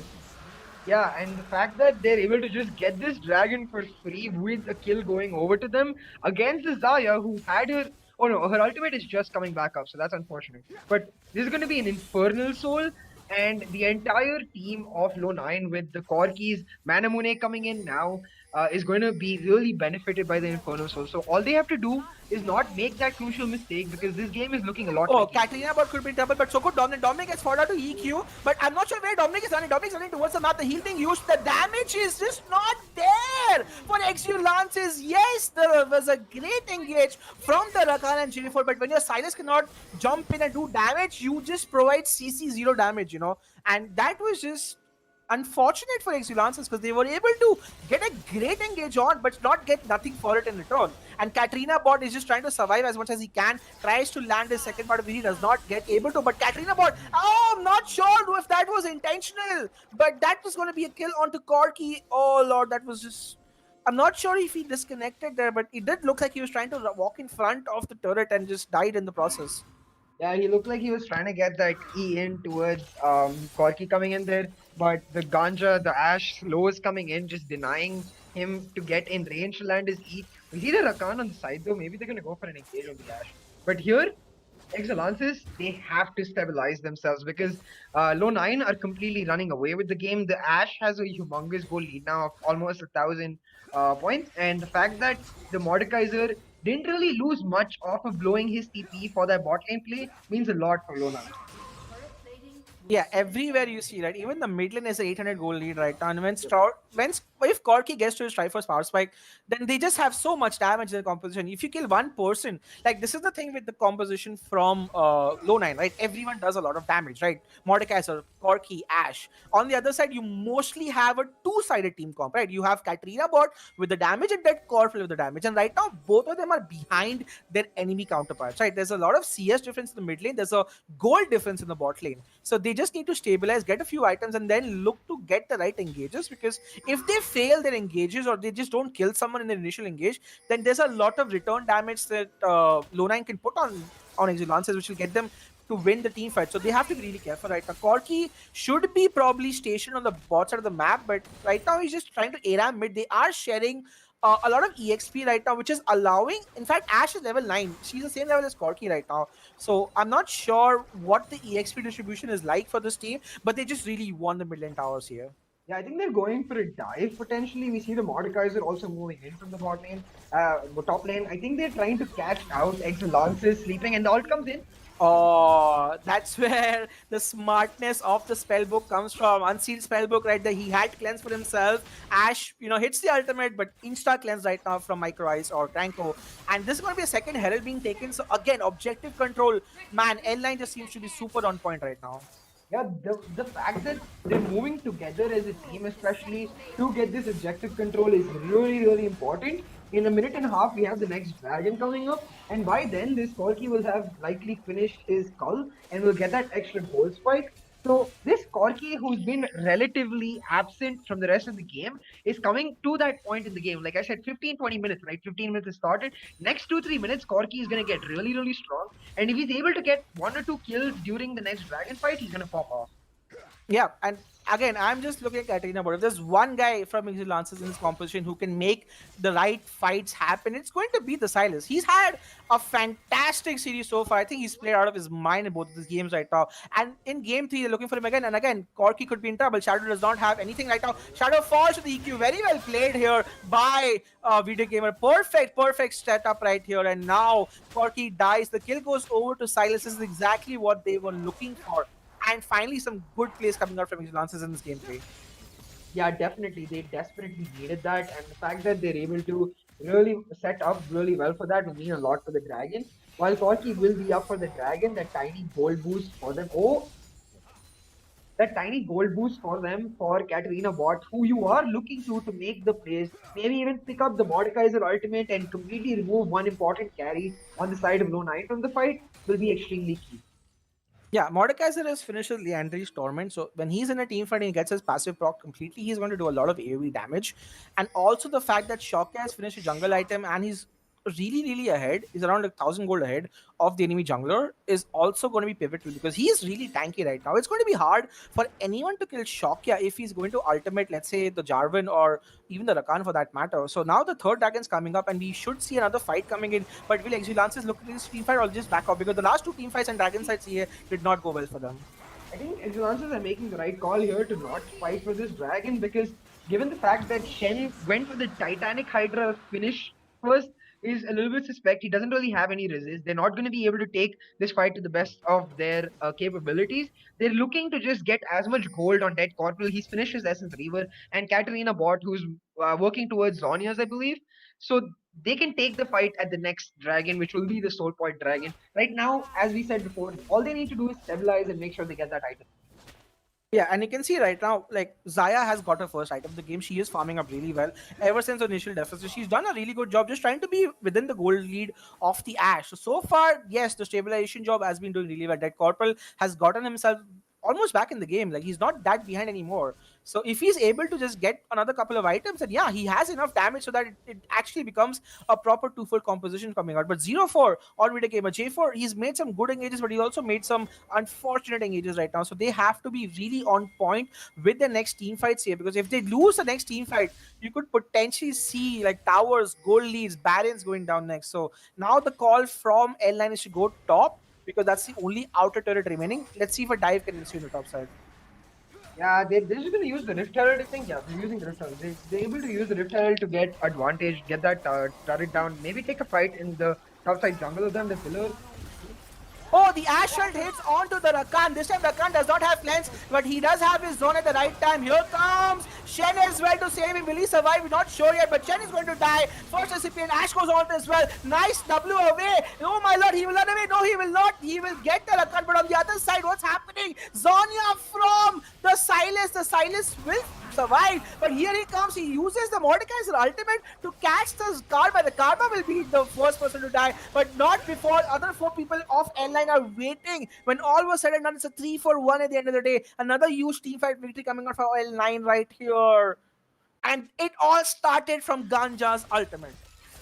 Yeah, like really good ultimate from Ganja to catch out them in the top jungle. The fact that the Shen doesn't have, he's now getting the Spectre's Cowl. He doesn't have any extra armor for himself, any extra magic resist, I think is going to matter a lot. Wait, the Shen, okay. Wait, okay, the Shen is actually going for a wit's end. He's picked up 2 daggers, and I'm really confused about this given the fact that I was assuming this was going to be a tank Shen, but this is going to be a split push Shen who is able to ult in on the key time, so this is a really risky play style and a really risky choice coming in from Exulansis. I mean, that generally works if a Shen is ahead, but he's 0-2. And I don't think he's gonna have enough damage, even if he completes Will Send, to kill a Leandri's Mordekaiser. It's just not going to happen at this point. Maybe he just wants to ult someone and get like free triple shots right now, maybe with his Q&E. But I'm not sure about. I'm not sure that. Let's see how that works out. The Shen has opted for the Witsend for some MR, which, you know, it'll give him MR if he needs to, give him attack speed, so he will do a lot of DPS, and maybe, you know, Exulansis need DPS, right? So yeah, because they only have the Silas and the the Zaya, who's their main damage sources. Here you can see J4 could be in trouble again. He does have his EQ. He will run away out. Dragon in a minute and 30 seconds. I definitely see that could be the next team fight over for Lownine right now. But Ash again has just gotten way ahead of this game right now. The goal lead has actually never mind. It's remained the same right now, but it's actually going to be Trundle who's become massively ahead from 1,000 to like around 2,000 goal lead that he has on his enemy jungle. Yeah, and I'm hoping the Trundle goes for a Zeke's Convergence or a Night's Vow next, because they have a mage caster support in the bot lane. This enables the Trundle to buy a Zeke's Convergence, especially since his Ashe is really fed. Just pop that Zeke's Convergence on the Ashe, and then in team fights, when you press R and walk around, your Ashe's autos are gonna burn every single person you're near, and that's exactly what you want to do because you're gonna be the frontline champion anyways. Yeah, and Dead Corporal, we haven't seen him in this team because he's just busy trying to be relevant in farming, and he's gotten a good, decent CS goal lead actually. He's actually ahead in terms of CS right now, and he's like maintaining the distance. Like he is still 1,000 gold behind the Ash, but he's getting to a second item. He's not that far behind. So again, he's doing what he needs to do to be relevant right now. And Silas also has 3 kills for himself. He is again just a tad bit behind the enemy Corki, but the Corki has finished Triforce CA. There will be a Triforce Corki in the next team fight for the Soul Dragon, and I just can't see how Exulansis win this unless, of course, they catch someone. And for them to catch someone, they need to play sneaky, and that's exactly what they're doing. They're playing sneaky. The person to face check first will be the one to die or survive, right? So it all depends on this play. J4's ready, Rakkahan's ready, so is Video Gamer and Dead Corporal. The DPS is ready for this team right here. But Silas is at base, mind you, so again, he's a bit behind. Yeah, Silas will be able to make it by the time they get here. And what I think is really key is Corki just picked up his package, and for Soul Point Dragon, that package will be absolutely critical. As you said, this Corki has finished his Triforce.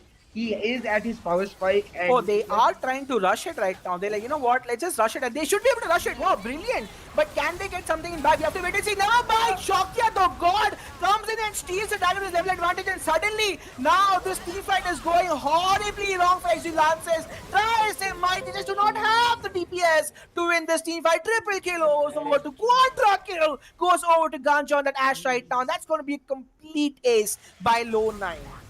I mean, I really don't want to discount Exulansis, but I don't see, given that they have Lownine have Infernal Soul, they're gonna have Baron. All of their carries are extremely far ahead, and this Shen is going for a wit's end. The Jarvan, who is really far behind, isn't enough of a front line. We need the Shen to be an extra front line, but the Shen is not going to be able to do that. I think Lownine just knocked the defending champions out of the tournament. I believe they are on that path to knock out the enemies from this tournament, but we'll have to wait and see how this game will progress. But it does look like with that 9,000 goal lead with Soul Dragon and Baron, it's safe to say that Lownine are looking to win this series and go on to the semifinals by beating the reigning champions Exulansis Esports. Yeah, like really well done by Lownine. The fact that they have the Infernal Soul, now Corki's also finished up his Manamune into the Muramana.